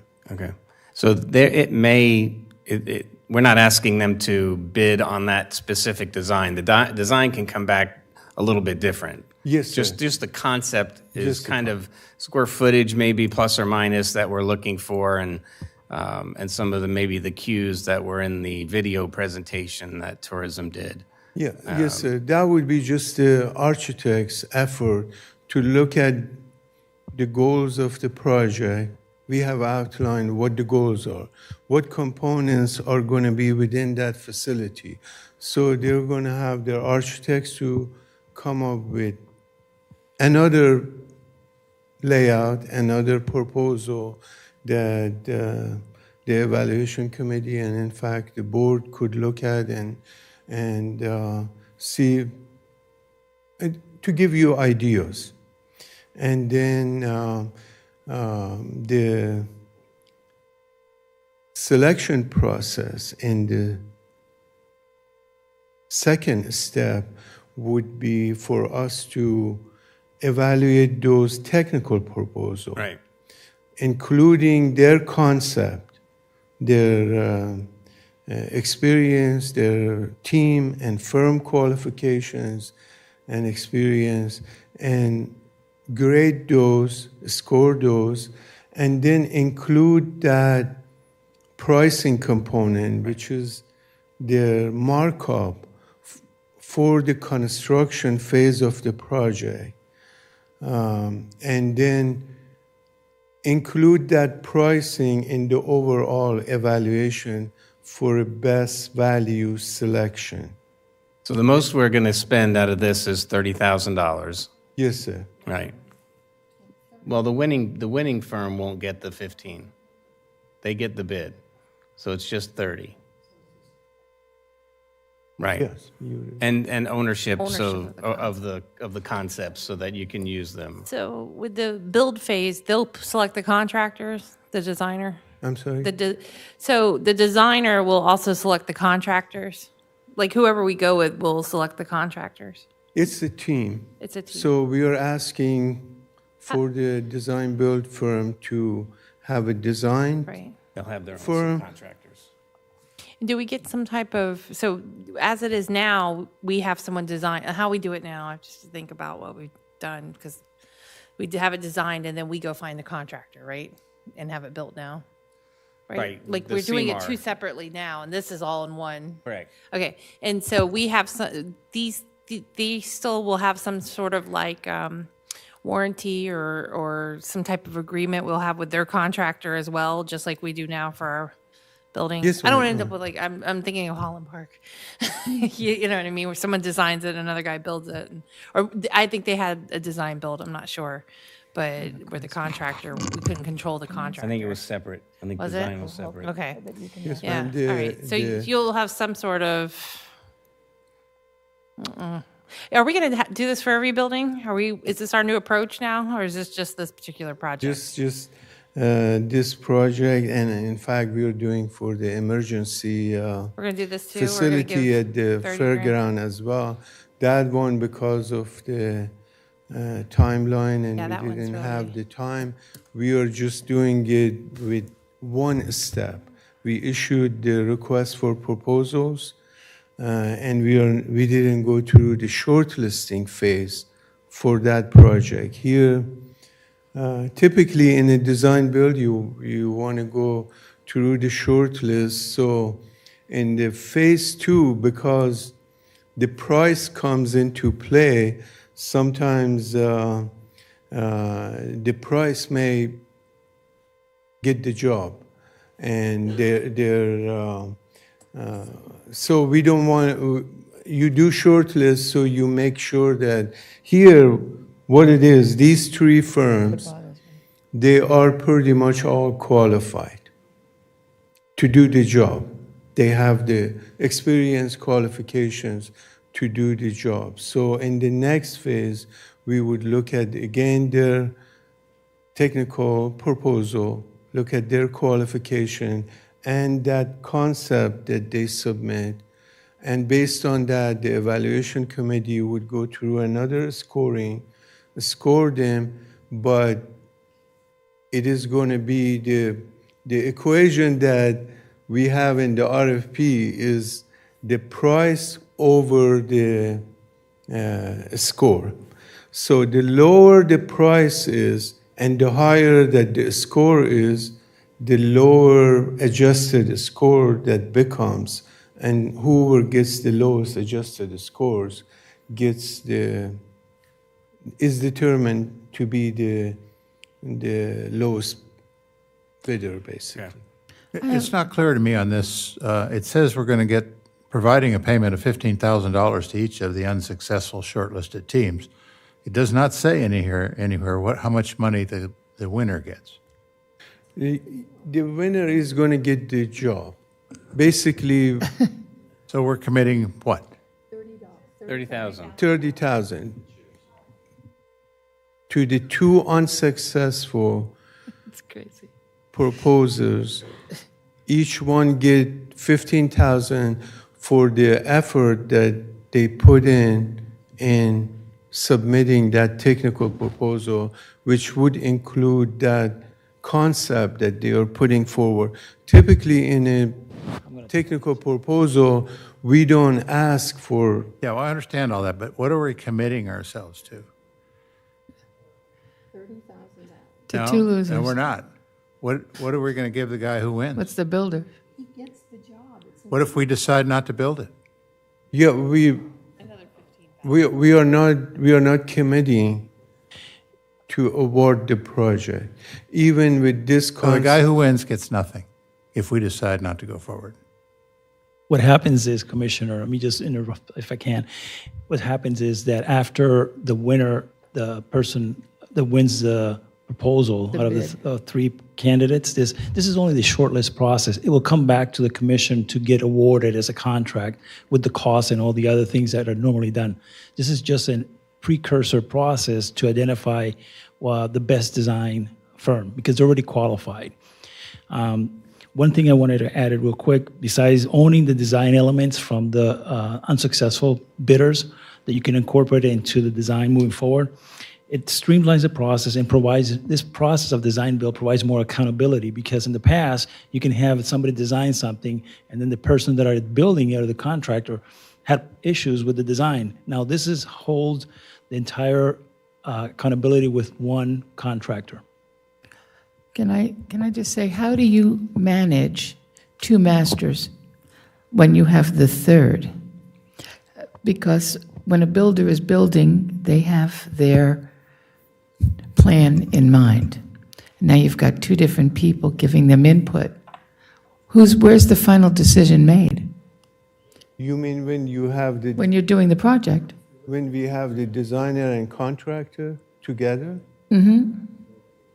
Well, we You're have, serving two masters in my vision. Maybe I'm wrong. yeah, those two are working together. Until they're not. Till something doesn't go the way and or the vision changes, right? Yeah. In the design build, typically one of them is going to come and sign the contract with the county. And typically in a design build is the contractor because he's the one Who's building? building it. So he would be paying the designer, but we would have a contract as a design build. Our contract would put the design and construction responsibility on the design build firm. I understand. When I say two masters, One master's in design, the other one master's in building. So the builder is building and finds a flaw in the design that he's building. What happens? It's his. Who is rewarded the They're opportunity to make the choice? Just the designer or just the builder? In this case, Builder. is the county would have to approve what is going to be built, what is being built. But contractually is the design build firm. Designer and builder are one. The In- firm has architect, designers in staff, so They it's literally design sit in and the build conference in room one. together. So they work together. The engineers, They are one. They They- don't just work together, they're one. architects, and they're all working on They're one making a goal. plan. I understand they have a plan. This is what we're going to build. In the process of building, 3/4 of the way through, they find out something that they put together is not working appropriately. They have to work it out. That's the They have to beauty work of- it out. They Okay, have to work that's it out. that's Yes, what ma'am. my question was. Yeah. How do you complain with Yeah. two masters? That's Yeah, they have to work it out because they're responsible. Okay. And in contracting, typically we have the so-called design, bid, build. right. We design it, we bid the project, Right, I typically understand. for the lowest bid. I understand. And in that contracting process, typically these issues that you have in mind comes up. Mm-hmm. If the plans are not correct, then the contractor comes back to the owner with a change order. Right. The same happens with the construction manager at risk, because if the contractor finds something wrong with the design plans, those design plans belong to the county because we have a separate contract for the design. I got you. Okay. In this delivery method, it's all one contract. Okay. So that eliminates that issue. You understand where I was going with Yes, that? ma'am. Yeah, absolutely. Very concerned Great about that. questions, because this is a different approach. Not only is it a different approach, it's a very unique approach to my 40-year history of seeing construction. So when I know that sometimes things, I don't want that door over there, I want it here now. Yeah. No. And that it- happens all the time in every project there is. Somebody wants something different than what was originally decided. So that's who wins on that? That's what I needed to know. And in this phase It's the builder. design build, we would be able to change things during the design because They're working as a partnership rather than construction separate. hasn't Been in started the yet. process yet. And you don't have the contract with the second phase. So once this step 2 is complete, we would come back to the board with phase 1 of the contract, which would be the design efforts to complete the project design and the pre-construction efforts for the team to bid the job and have a guaranteed maximum price. So in phase 2, we would come back again to the board for the construction phase. Thank you. Thank you. Benel is building their new city hall using this. They have collage, correct? I don't think they went through this exact City of process, Benel, but yes. they do have collage, you're right. Oh, they didn't do design build. Well, they may have not have gone through this process with the 3 different firms. They may have just gone through They it. might have just gone, well, yeah, okay. All right. Okay. The only, so the comments that DOT has used this, as I understand. Yes, sir.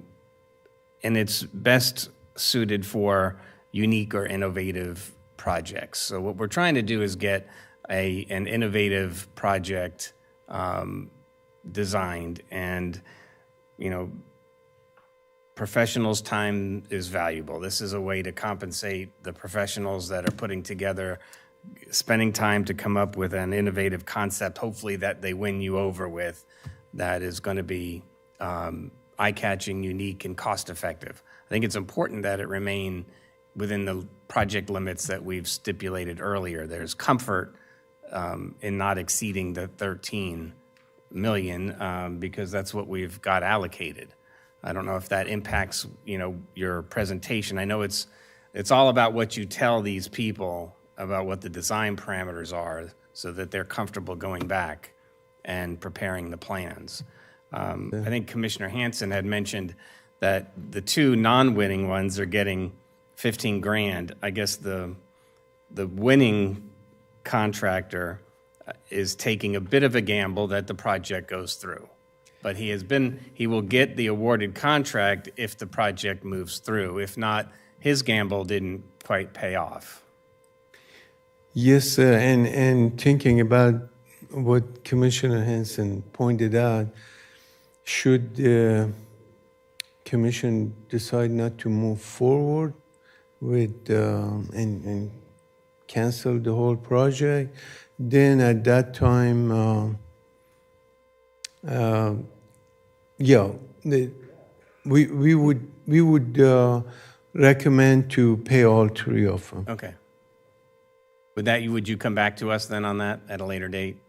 Yes, sir. Should you just Right. when in the next phase, when we come with the selection of the design builder for your approval, that would be the time to if you don't approve it, then my recommendation would be to provide all three of them with that stipend, because they're going to spend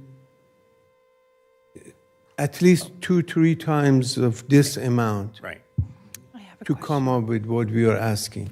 I have a question. So just before we potentially put $30,000 to $45,000 out into the world, Amy,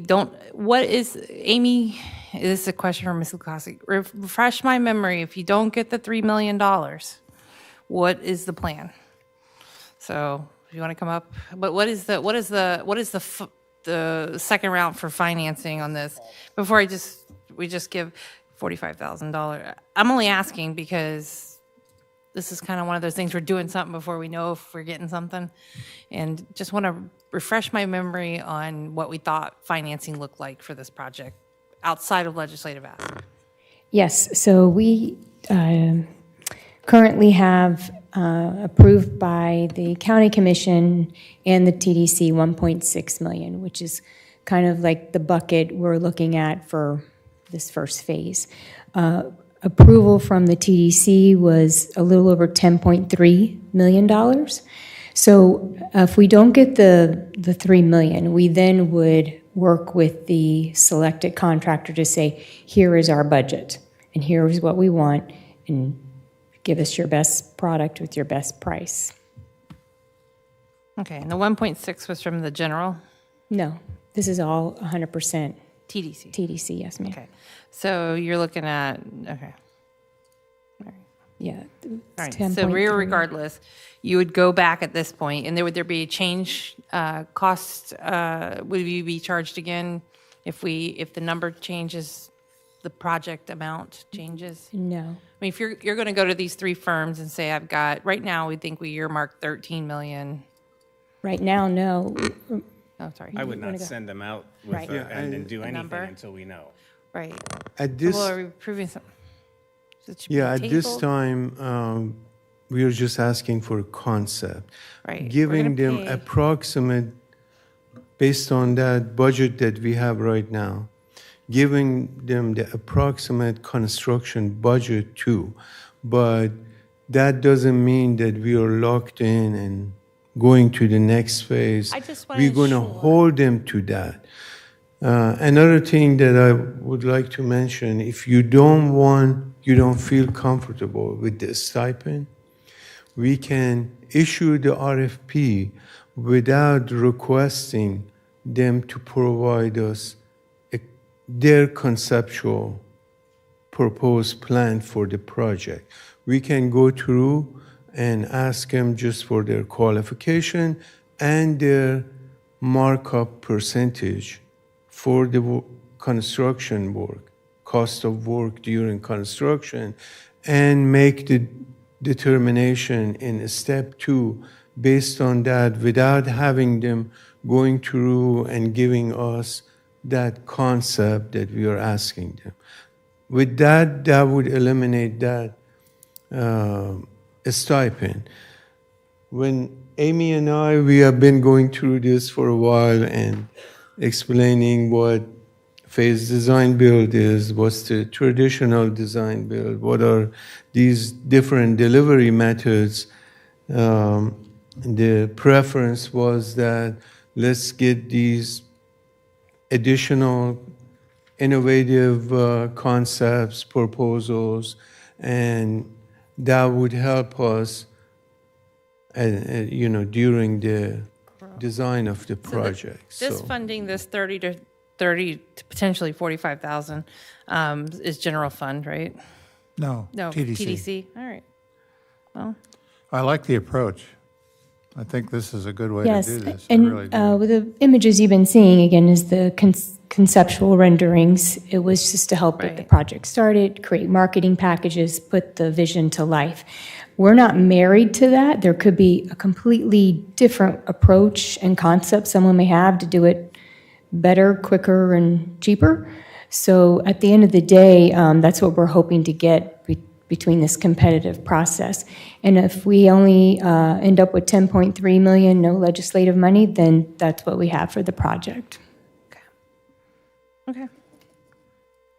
Well, this will be the test. So this just gets, Of a this is kind PDP. of like notification to the three Yep. firms that they've been Yep. selected to move forward. They won't do anything until we get final Right. determination from the legislature. We won't release Correct. them to do design work until we get confirmation from the legislative process that it's worked out. We'll know yes or no, and then we can release them knowing what the maximum budget is going to be. Sound right? No, That didn't- that's not right. That's what I'm thinking. We're doing this That's not before we know what the max budget is. We can't release them until we know it's 10 or 13 million.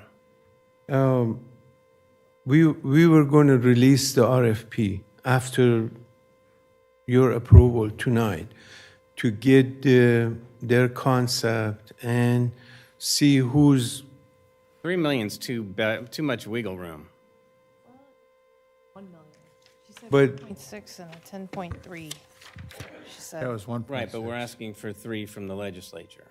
Yeah. So that's the wiggle room. Said you already have 1.6 allocated from 10.3 from and 1.6 from TDC. Is that what you said, Amy? You Yeah. have 12 already, shy no of matter 12. what from the TDC? Just shy of 12 million. This is where this, yeah, come back. the project funding, That's why I thought the 3 was making the 14.5. You know what I mean? On that list. That's what it looked like. Yeah, they've encumbered some costs already, though. if I may say, Chair Dance, with their concept, and before we go through and get them to start the design of the project, we are not committing ourselves to any budget. Once we have the design builder selected in step 2 of the procurement, coming back to you at another meeting with that step 2 procurement determination. After that, we would need to know what the project budget is, because we're going to be starting on the design. At this point, we can move forward with lower budget, indicating to them that now our budget maybe conservatively is, let's say, even $12 million. Give us your concept for that. But we are not going to be married to that concept that they submit. The design builder that is selected, that's just a concept. During the design, we would be finalizing what the design of the project is. I hope I didn't. Got it. I got it. Can I ask if it's simply put easily, you're going to tell them we're interested in those three people and not give them any figures until we know what our figures are, correct? Those three design companies, and They're going to give us a concept. we're not getting their concept until we know what we're Not the getting. way it's being presented. Okay, that's So- why I'm trying to understand. Right, so if I understand. I've heard they it would three like- ways. They would like the concepts without the budget right now, just so we can flesh out architectural concepts. And when will we see the funds of what we're getting? Well, the legislative process has to work out. I know, I'm asking the time frame. Oh, I'm sorry. I understood Legislative, the governor's veto, though, is usually July 1. July. And how long does it take to do, for these three people? That speeds it up. We so they can at anticipate, least get concepts done before. For this phase, step 2 to be completed in June. In June? Yes. We want to give them 45 days, 2 months for them to prepare their technical proposal, because they would have to do some design work. As long as all of that information is portrayed in the documents that we send them, that the budget is flexible right now, so we're just looking at concepts within this range, and it'll be finalized on July 1. Those are specified in the RFP and understood to the design builders. All right. I have done this multiple times, and those who are doing these kind of projects, they understand what is in play. Right. And again, I think the designer's time is valuable, and I think acquiring unique concepts to be able to pick the most appropriate one for the site. I mean, it's a unique site. It's got a unique function. So we're blending a lot of different components together to try and get, the right building for this site. So I think, having the flexibility in design is really probably a pretty good way to go. And now that we've fleshed out the timeline, I think it works. And I think it's important because we have two new commissioners. So by committing to this and committing to our legislative ask, later on as we go down the process, we're gonna commit to the 10.3 that at TDC's put up, that we're going to, so if you get any hiccups with your beach funding or anything else, that we know that we've committed to Ms. Lukasik, in the TDC, that we're going to allow that 10.3 to leave and go to this project, regardless of the legislative ask, because this will go forward without legislative, just maybe at a smaller design. Right. Right. So that's what we have to know so that we don't get down the road and have this at play and all of that. So we do this, we're going through with the eco discovery, and we hope that the legislative comes in and supports it. So. Mr. Chairman, one final question. Absolutely. Go right ahead. So in what you're asking us to approve tonight, the last part of the motion would say, and award of the phased design build project contract for the Eco Discovery Center. So we're going to pick, of the three, we're going to pick the best one and give them a contract? That's what it says here, give them a contract? That's later. Well, it's part of the Late. motion. Oh, it's part of the motion. Is that in the You've asked last us to do all the 15,000, it all makes sense, shortlist evaluation, technical proposals, and award the phased design build project contract for the Eco Discovery Center. after, it says, shortlisted teams after evaluation of technical proposals in the procurement step 2 and award of phase design build Right,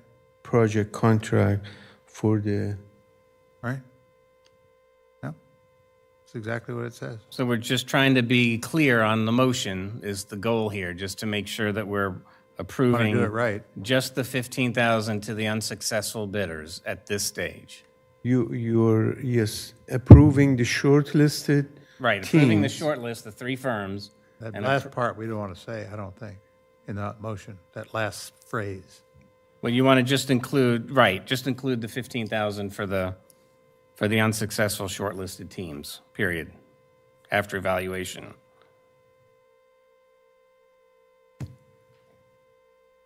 Yes, no? Shouldn't we be mentioning who the design build is? Because they're the ones who won the We bid. don't know who it We is. have three of them right now. We have three. Oh, I thought they were in order.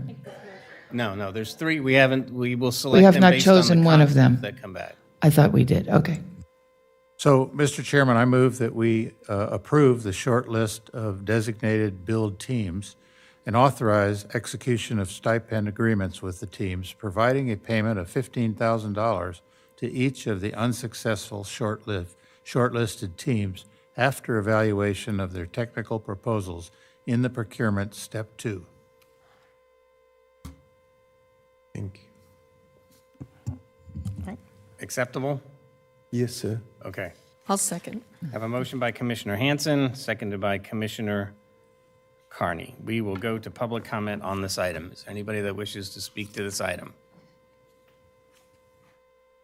All right, seeing none, we'll bring it back to the board. I have a motion by Commissioner Hanson, seconded by Commissioner Carney. We'll call the question. All those in favor signify with aye. Aye. Any opposed? Motion carries unanimously. Thank you.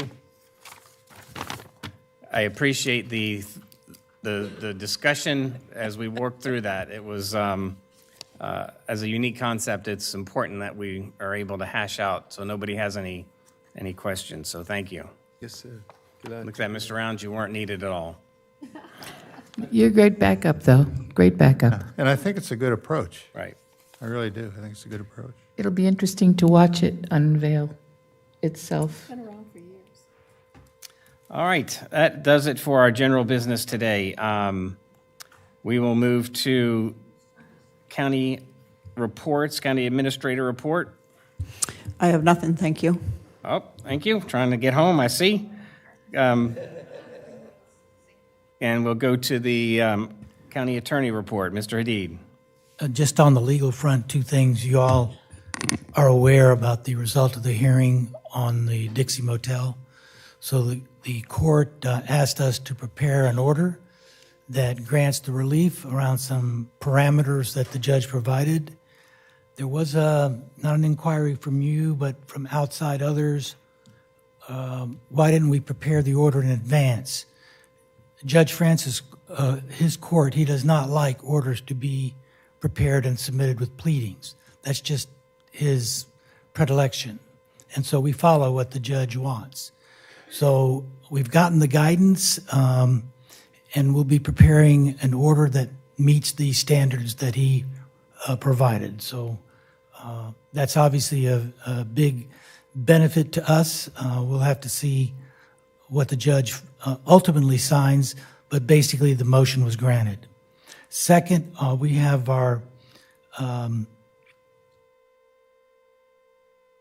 Sears, I don't know what else to call it, the Sears site where we purchased, it was flooded, the very poor inspection.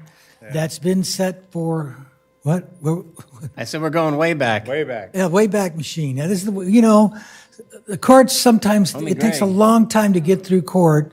But by the way, on that case, just so you don't forget this, it's not ancient history, but we settled 50% of that case. And we were able to essentially get our money back. But now we want to, at least on the selling price, we want to get back now all the money we spent in shoring up the building and making it livable, usable. I think it's about $300,000 or so is the order of the liability. So that's been set for a trial term, and I'm going to try to remember this. I may not. Is it July? a little bit later, August. So that's set for trial in August. So we'll have hopefully a resolution as a result of that trial, or if there's a settlement in advance of that trial. And then next, you know that I sent you all my notice that I am going to head for the hills come August. I'm going to retire and step down from this incredible, lucky role that I've had in my professional career. Bittersweet, but at some point we all have to hang up our spurs and stuff and move along. So I'm going to be between the last month I'll actually be working is July. What I'm going to be doing, I've already indicated to you, I'm going to prepare a work plan for transitioning.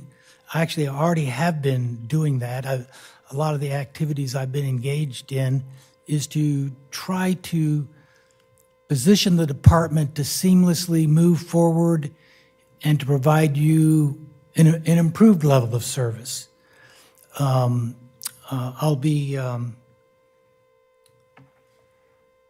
doing within that a work plan for what issues I want to prioritize before I leave. So some of the issues that I think are very taxing if I don't get them done, and a new department has to pick up all the load. So that would include beach easements. I mean, I don't want to wish that labor on anybody. It is very challenging. We have very much restructured and made more efficient our ability to get easements because of the prior experience. I mean, we learn, right? So what I want to do by July is I would like to get, obviously, all the easements in Reach 2, but I want to try to get all the easements in Reach 3 so that it's all behind us and nobody has to worry about easements anymore. That's my goal. So you know what that requires? That requires intensifying effort because it's all a function of time. How much time are you willing to invest with owners and groups in order to get them to understand and to sign the agreements and to connect them to the right people that can give them the right answers to their questions, whether it's property taxes, insurance, assessments. You know, there are many, many kinds of questions that come out of owners, all being legitimate. If it concerns them, it's legitimate. There's a whole nother facet of the beach, which you have all taken on, you know, amazingly. I mean, I'm amazed at what you were able to procure out of the last meeting with the cities. If we look at the first time we raised the issue to the most recent time, I mean, I am just amazed.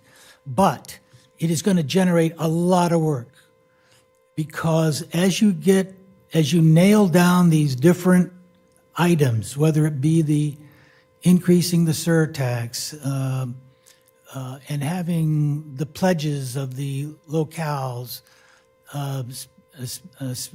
special assessment units, all of that is going to take a lot of work. That is a very complicated interlocal agreement. And of course, you also want to include, which I think is a great idea, an oversight committee so all of them are connected to that issue. That is a lot of skilled legal drafting to say the things in the right way and to make sure it's complete. So I would give that the highest priority. Of course, not doing it myself, getting the backup that I normally get and outside consultations. So those would be the primary things. This new phase we're entering, the annexation, based on what you decided. As you could tell from my every now and then jumping in that discussion, I have a lot of ideas how to roll that out. And so I want to apply my talents as best as I can to help make that a success for you. It will be helpful, you know, not just for you, but incredibly beneficial for the entire county. I see that as a legacy achievement. Those are the immediate things that come to mind. There are many other things, of course. You know, there's I don't even know how many years of history in our offices. We are the destination for history of what happened on issue X, except I have to say, it wouldn't be possible without Dana McDonald. No way. She's our secret historian. She's our secret sauce. She finds all the minutes and stuff, but when the memory gets foggy, or we haven't saved the document in our records. Well, those records need a lot of reorganization to make them more official, more accessible to everyone. I know where all the things are, so to speak. It's, so they're like little file cabinets in my head, but I need to operationalize that so that it's available for the benefit of all the county departments, and especially the legal department to help serve you. So I'll be busier probably than I've ever been. That's what I expect. I will report back to you. I indicated to you that I would have that, and I'll bring that back to you and give you how I see all of this playing out. Thank you, sir. Thank you. I'm sure there'll be a few comments here at the end from us, so stick around. Don't leave yet. Do I need to duck? No, you're good. All right, we'll go to community outreach. This is our second 30-minute time period for public comment. Anybody wish to address the commission? Captain America. Hey, Captain America. This is a special. Your name, please, for the record. Special shirt for me. My name is Raymond Royer. I'm from Painters Hill section. I want to thank Al for his service, and I liked his closing statements.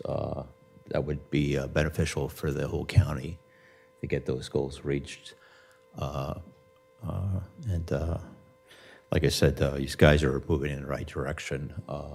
When I moved on my variance, the neighbors were surprised that I had a poster board for 30 days. They'd never seen anything like it. They had to get the letter sent out for 300 yards around the neighborhood. They never seen that, and I think that's a correct movement, because in the past there's been a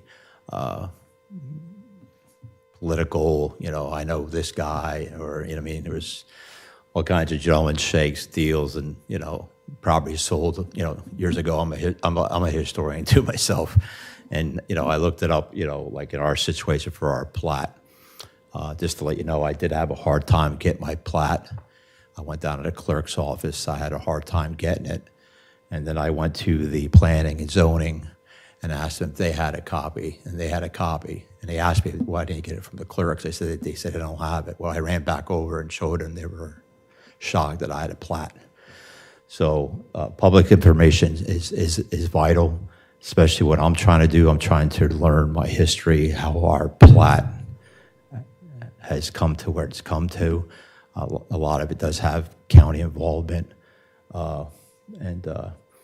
Again, I'd like to thank Al, because, and all you gentlemen up here, you've got a real hard task ahead of you, and I appreciate all of you. Thank you.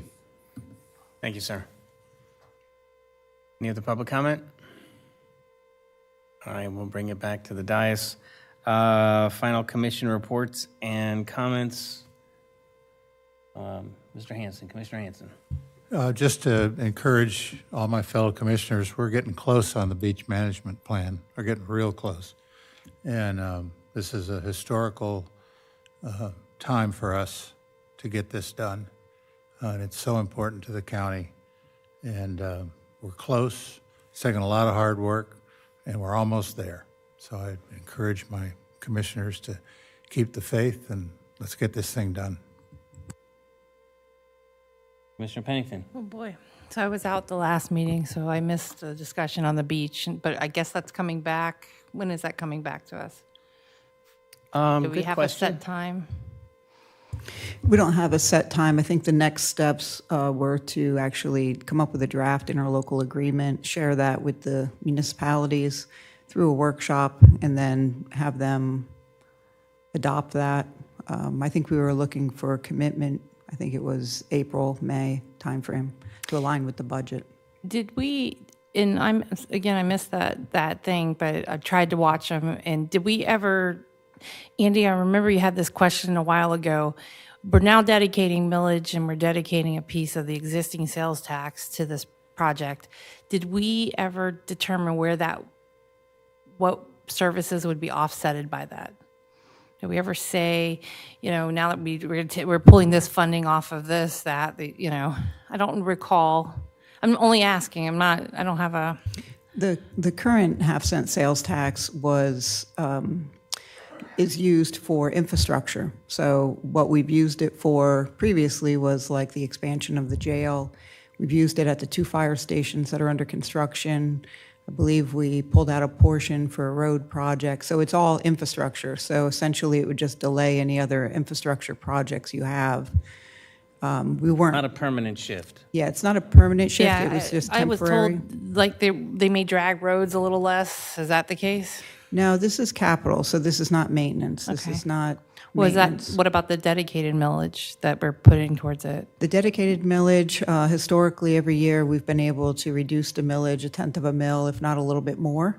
What we were looking at doing is rather than reducing the millage, it's just a reallocation. So it's the same concept of we're trying to reduce the millage, however, a portion of it may end up being dedicated to the beach and not actually cut or reduced. So it's not anything that would cut into your current programming. It's something we factor in that we do every year. And the grant that was mentioned in the interlocal meeting, the city meeting, is that new? I don't recall in the meetings I was in talking about a grant for the people on the barrier. Is that coming from our county, or is that other municipalities deciding to do a grant? So we received a lot of different feedback. So when we were visiting, and I don't remember each group, but there was discussions about whether or not there were people that lived in certain communities that had trouble to pay. The one that comes to mind was when we were in Beverly Beach. The average age, I think, of their constituents was 70.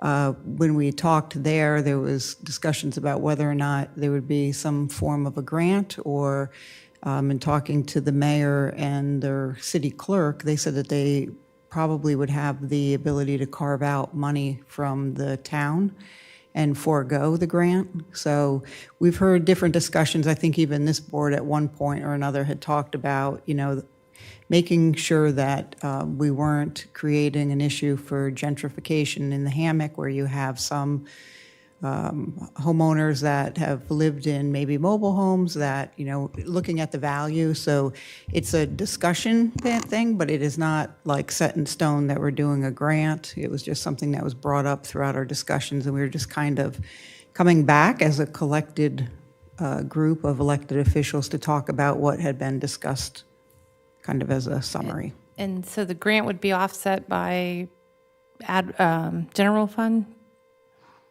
if we set up a grant? I don't know if we looked through it all. I mean, it could be through either ad valorem, you could use half-cent, you could use various things. I don't know that we defined anything because we don't even know if we're moving forward with that grant. Might not be necessary if the town of Beverly Beach is able to provide funding for their constituents. Yeah, I think as I see it, the Bunnell one and the Palm Coast one are the ones that are the easiest interlocals to put together. The others are going to have to come back to us as we finalize. Before those ILAs go to the municipalities, we're going to have discussions on those about those final details before those ILAs are finalized.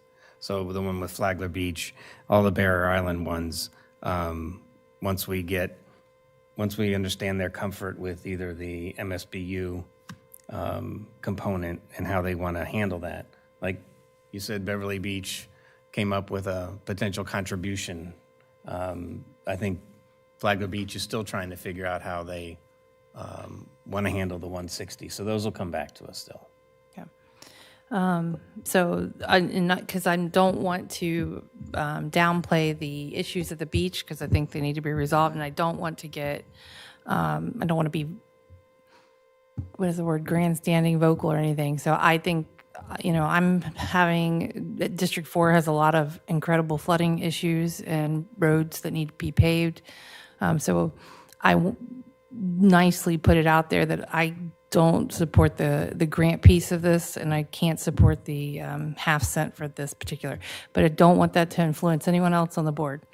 You know, I'm just strictly thinking about the uphill battle I have out west. So so I'm putting that out there. And for Mr. Hadid, I'm going to get funding for you so we can have X's Grok AI come in and recreate your brain for the historical knowledge so that we can just ask AI, what would Al do? What did Al do? So I'm definitely going to pull some funding aside for that, and so we can recreate you. Just have some sort of hologram of you right there, like they did Mayor Deegan, Jacksonville. We could have a $75,000 hologram of Al. Right. Yeah. The institution, whether you like Mr. Hadid, you don't like, you know, we never know who comes up, you don't really understand the historical knowledge that he holds on every single little project that has ever come across someone's desk here. You know, so that cannot be replaced, again, unless we want to fund a hologram Al Hadid. So let me know. Yeah. Yeah. All right, very good. Thank you. Commissioner Carney. Okay. On March 6th, I attended the 5-year public safety plan presentation, as did all of you, from the sheriff. And I do appreciate the time spent to bring us all together and getting us on the same page. I reviewed the Sheriff's Office annual report, and it is very impressive. I wish all constitutional departments would do the same. There is nothing better than tooting your own horn, and the level of community involvement at the Sheriff's Office is definitely one of the reasons he's so successful. So thank you for doing that. On March 11th, I attended the new board orientation with Early Learning Coalition, and I provided you with a flyer tonight for their 12th annual Duck Fest at Tomoka Outpost on April the 12th. That's a fun spot over in Ormond Beach. On May 12th, I met with the supervisor of election to review her office. I did not meet with all the constitutionals as I was going through my commission training, so it was nice to get over there. She did talk about future funding and capital improvements, and I encouraged her to plan on attending a future workshop so we can talk about her needs moving forward. On March 13th, I attended the Flagler Beach City Commission meeting where the community said goodbye to 20-year term Commissioner Jane Mealy. Commissioner Mealy and I worked together for 9 years. She is one of the most dedicated commissioners I have ever known. Her involvement in the community shows her dedication, and as a retired person, she was able to take time, talent, and commitment to initiate the Citizens Academy in Flagler Beach. The commission room was full, and she worked for several, I think her whole tenure, on the firefighters pension committee. And after the city honored her, they swore in Mr. John Cunningham as a new commissioner with a 3-year term. I know John, and I wish him well. I look forward to working with him on issues that involve the city and the county.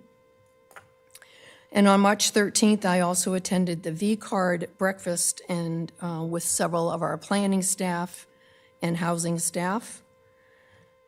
The subject matter was a blueprint for a vibrant community. And then I met with Mrs. Petito on Friday to discuss several items. And I'm going to jump around on this, but when I left there, I felt, what are you laughing at? I get this whole planning thing. I took the class on planning at League of Cities. I'm probably stuck in planning mode because of the comp plan, but I'm very confused. I asked Mrs. Petito to look at the possibility of having our board sit as a retreat as opposed to workshopping and coming together. I think this comp plan and this LDR is probably one of the most important things we're going to do spanning this year. And I just don't feel in myself that I'm working towards a common goal or a common vision. So I don't know if it's feasible. I don't know what you all think about retreating. It's a much more casual, laid back, let's get the comp plan consultant, bring in these people possibly that came out to talk to us at VCARD. I can't wrap my brain around the comp. I can, and I'm able. I'm just not right this moment. Wrapping myself around the comp plans / LDR rewrite. It's a big, major part of the future planning of Flagler County, especially as we are moving, and we have grown. We had a conversation today about annexation. I'm a picture person. I need to see where all this is going to fall into place, and that we're not just here picking certain topics and not making it work for the whole. So I would appreciate support or any ideas on how we can look, or that I can feel that I'm part of a planning group that's planning. One of the other items that I did discuss with Mrs. Petito is the beach management plan. I may not be as optimistic as Mr. Hansen is on this one. I believe that we've given it a good try. I believe that we may have a plan. I just don't believe, in my mind, that we have researched or done everything we can to get us to where we need to be. And I'll preface that with, when you go on the Florida Department of Environmental Protection website and you put in beach management plans and you put in funding, or you go to the Army Corps and you put in funding, there are hundreds of Florida beaches that have done this before us. I would like to see how they've done it. A lot of them are all TDC. Where are we lacking? Where do we need more? But I believe that this half-cent tax thing is a Band-Aid. I was put up here to lower taxes or to keep taxes, or at least not additional taxes, and I can do it, but I just don't believe that the timing is where we need it. I am so passionate about this beach and the sand that goes on the beach that I'm worried that I'm not reacting with emotions as opposed to good, solid data. And I hope, I've done my own work. I'd like to see more work done on this before we give it a stamp of approval or a move forward. I don't see the other municipalities jumping on board. And I will admit that I worked very hard in Flagler Beach to get everybody coming together. But I don't know, and we still don't know. And all these unanswered questions are starting to stir up a lot of stuff that I would like to, again, workshop it, stick it on in a retreat where we can actually air out what actions we need to take. And Mr. Hadid, thank you. Not thank you, but it's inevitable. Thank you for all your service. I've known you for probably close to 25 years, so I know you're part of the package. However, as we transition to a new legal team, I think we need to give ourselves, again, some time, but I would rather see us be more proactive than reactive and start the process as early as possible to give us a plan for how to move our county attorney. You can't impossibly have enough time to give someone else all of his knowledge. So now that it's public knowledge and it's time for us to deal with it, I would like to see a search started as soon as possible. That's all I got. All right, thank you. All right, a few things. How about Miss Richardson? I always am left out. I'm tired of being number 5. I'm sorry. I'll start with you next time. You did that once. This is not my, I'm number 5, I know. 5 can be first. F starts with F, not fourth. Okay. I love what everybody has to say. Since last week, I've been doing a lot that you don't know about. I spent some time at the skateboard facility at Wadsworth Park. I shared this with Mr. Dixon last meeting. I did a weekday visit and found several children and even a few adults, and people who came from St. John's to enjoy our facility. I asked them what they thought about it, because we were doing some renovations there. Now I'm too loud, right? And they were thrilled. They drove here. They're homeschoolers. They had 9 kids with them. There was other people there as well. I was surprised on a Friday around 10 o'clock or 11 o'clock to see that many people, because I have to do my own investigation and see for myself what's really going on. I also saw 2 girls skating at Publix taking pictures at the one on Belterre, and they had skateboards under their arm. I said, "Do you guys go to the skate park?" They said, "No, it's too far away." So as much as it's used, is as much more, if we had transportation that could take them there, I think it would be a loaded park full of kids. But it was a lovely opportunity. I also never went in 21 years here to the back. And so what Wadsworth Park was really all about all the way through. And I wish that we had more opportunities to teach people about what beautiful, beautiful areas we have for recreation, not just trails. It was amazing. And the caretaker there, Christian, fabulous guy, told me all about what they've been doing. He didn't know who I was, which was great. And I thanked him for what he was doing, and I left. Wonderful opportunity. We met with the sheriff on the 6th, which Kim told you about, and it was a wonderful discussion to hear what he had to say, and it's always blessed to be under the sheriff's guise. He's doing such a fabulous job. I've always been very proud of him. I observed the FC3 Flagler County Cultural Council fulfill a wonderful screening, which we assisted the City of Palm Coast with distribution for grants for community members that are in the Arts and Cultural Council. There were 4 members who offered questions and critiques within the guidelines for the grants.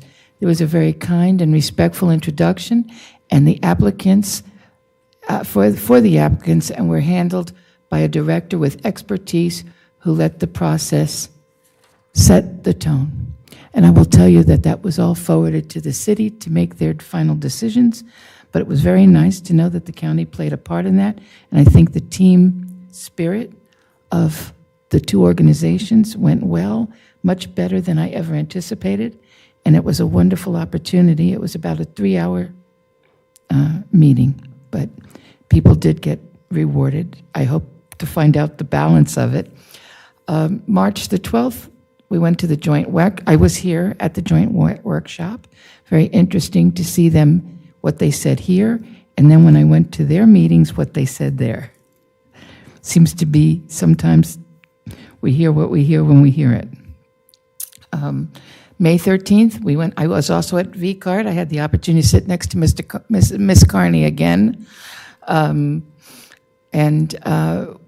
was a phenomenal program they had.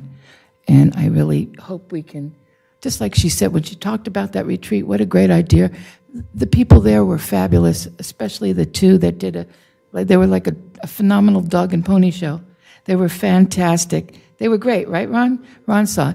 They were great. They really brought out the essence of what needs to be done, and I really think we could work harder on getting a better, bigger picture of us all together. I really think that's paramount. Last later that evening, I was thrilled to watch the swearing in of the new Flagler Beach commissioners. Saw her there too, and enjoyed watching Commissioner Sherman sworn in with his adorable, maybe young daughter, maybe 8 or 10, 10 dressed like a princess. She was gorgeous. The future of Flagler Beach was right there in front of us. Finally, on March 14th, I toured the hammock with some of our residents there who wanted to point out some of the fabulous spots and locations that offers our residents and guests a vision of our beautiful county. I attended an event at a bowling alley yesterday and had some time and met some new local friends. In summary, I wish you all a safe and happy, blessed St. Patrick's Day. Don't forget to eat corned beef and cabbage. I did it last night, and I will be doing the rest of it today. So thank you all for your attention. Thank you, ma'am. My apologies. All right, just a few follow-up comments. Want to follow up on the elections. Congratulations to our new Bunnell commissioners and Flagler Beach commissioner. Spent the morning canvassing ballots for the new special election that'll be held on April 1st. And so we had over 7,000 mail-in ballots to canvass. So needless to say, when I left for the workshop, I left them back there counting still. Let's see, what else we got? So on the beach, my comments on the beach would be that we've got, right, the questions that we still have are the same questions the public has. So ask as many questions and get as many answers, because we're going to be turning them into Q&As so that the public understands exactly where we're coming from. So as much information or the questions that you have for staff, just continue to feed that so that we can get answers done and share those answers with the public as well. Have a clear, we don't have a clear funding plan. Well, we do if you'd read the stuff that Heidi's putting out. We have a very clear funding plan, very clear, dollar for dollar. We haven't voted on it. No. It's a plan that's been presented so that we can get feedback from the different councils to be able to craft what comes back to us to vote on. Okay. But yes, the whole intent of this process has been really for feedback. We've learned our lesson in the past about approving things or pushing things where we didn't ask or didn't work with our other governmental partners, and we've seen how that turns out. So in this process, we've been intentional in making sure that we started out with some concepts and then got feedback started with the feedback from the unincorporated. And then we were able to put those together as concepts to the municipalities in order to gain their feedback. And it's more complicated on the Barrier Island than it is on the others. But even that part took a lot of planning in order how do you craft a plan where we can get buy-in from everybody. And it is complicated. The plan, takes a little bit of time for it to digest. So I say, the more questions, the better. It will make the ultimate plan that much more solid and more clear. We've given Ms. Petito direction to be able to put all this together in an informational presentation. So there's a lot more to come as we put this forward. I would say that the questions that Commissioner Pennington talked about, again, for the West Side residents, it's important that that there's at least some discussion about with them on ensuring that we're still going to be able to take care of projects on the west side of the county and not just focus solely on one project. We still have a lot of things countywide that will need to be worked on. Yes. No. Yes. Mine mainly stormwater. Right. I mean, I can admit defeat on paving roads, but stormwater should be. It's the same for the beach. It's the same issue. So it's a countywide issue.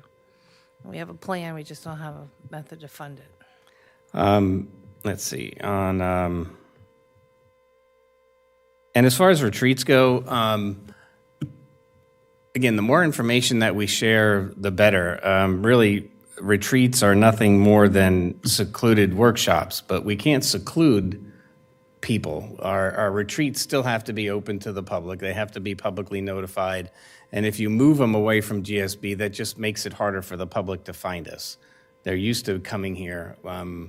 But it's not to say that it can't be done. I've been at retreats at Princess Place and other locations, but usually retreats are team building exercises. They're for, I've been on boards where we've got new commissioners, new board members, and the idea for a retreat is to be able to do some team building exercises so everybody builds trust with each other, so that they can work effectively together. I think the discussions you're having are just additional workshops where we do some specific focus on items. I don't have a problem with taking some extra time on the comp plan. We've obviously, it's taken time to get to where we are, and with 2 new commissioners, it is as you stated, it is probably one of the most important things we're going to address, comp plan, LDCs, and if it takes another month or 2 to work through that, I'm okay with it. And so we can more slowly identify, and if it means a different facilitator, I'm open to that as well. But we would need some consensus on that if everybody has the appetite for some more discussion on the comp plan. Oh, the comp plan? Yes. I could see a full workshop Okay. on it. So we've got Maybe like a consensus one and done on how at to some point. craft some additional discussion on the comp plan. Might have to push the timeline a little bit.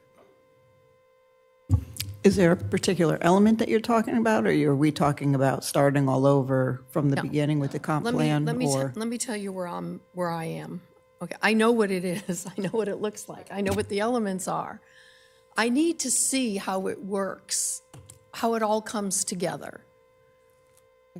Like countywide What are mapping? the next steps? What are we leading to?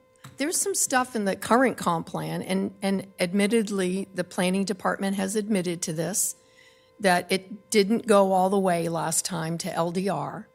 Well, how do I know that what I'm doing in the comp plan is or is not impacting the LDRs?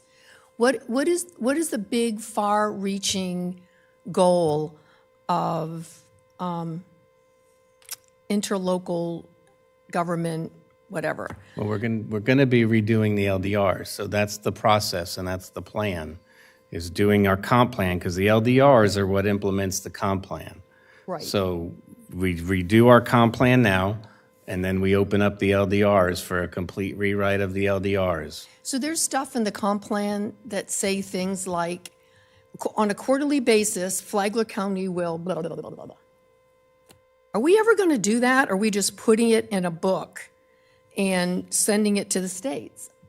You realize there's a lot of stuff in there that is going to either be, in my opinion, wasted energy, or not, or it is needed, but it's not being done. So I can give specifics, but I just took the book home with me at the break. We're talking hundreds of pages that I don't know if it really matters what our input is. I mean, it's being written by a consultant. He obviously, or she, or they know what they're doing. Should I just give faith in the system that the comp plan? I think you're minimizing our staff's input on this as well. So the staff's listening to us, and we've done all the feedback with the community, so the community input is going in to guide the comp plan renovations and changes as well. So ultimately, through that feedback and staff's work, we're getting a product that is going to be current and not outdated. And then we take that and move it into the LDCs. LDCs will piggyback on the changes, and they implement it's not any different than a strategic plan. Think of it as a strategic plan, and as we break down the overall objectives and you start working into tasks and goals, this will be the same way. And I think if we treat it as a strategic plan. We'll have things that are where staff is assigned some of those responsibilities and follow-up. Ms. Petito, you looked like you were going to say something. I was just going to, chime in, just kind of the correlation between the two. So like the comp plan is more of that high-level vision, kind of like how he alluded to that strategic plan. So it's like high-level policy document, establishing goals and long-term vision, right, of what do we want to be. And then it will go into the land development code, which is the piece more like that regulatory framework that's going to actually have, like, enforces zoning, development, design standards, height restrictions. That's where it really goes into the detail. So you need to have the one to have the next one. So I'm not sure if there's a particular area or something. I'm not the planner, but we can certainly have Adam come and explain. But I guess in a simple term, it's just kind of like the comp plan setting that vision, and then the land development code or the LDC would implement it through specific regulations. So they just work together in unison. What I might offer is when we get through the next stage, we've got one more comp plan review coming up, and then following that, I think we take some time to go over the entirety of it, so that we're just not jumping into the next phase, but let's take a breather and go back and look at and ask questions. If you're going through and there's things that we missed, then send those questions to Simone and Adam. I think that's the thing that I just need to see is, because it's here, and maybe if it would help to highlight what is new to it, like put the highlighter over it so that we know this is something new to the comp plan.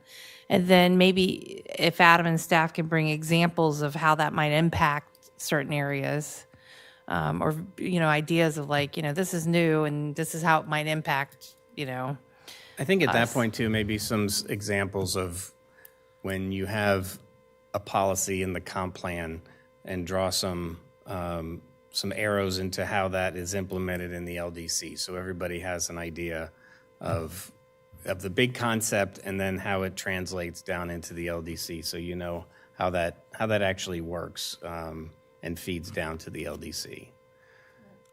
And also what boards are supposed to be set up as a result of the comp plan. So, or committees or boards, what are listed, like we're keeping track that we actually have those things. Because I know the joint planning committee was in here, so just maybe pull out everything that's supposed to, I don't think there's many, or if any, but just so that we don't miss them this shot around, actually standing them up. So hopefully we got that. We'll work on it. Good deal. Work on it. I like it. And then I guess final thing was wanted to just thank staff for kicking off the Citizens Academy again. I was in town this time to be able to, for the kickoff meeting and welcome everybody. A full class. Mr. Long is part of it. How many we got? I believe it's 25.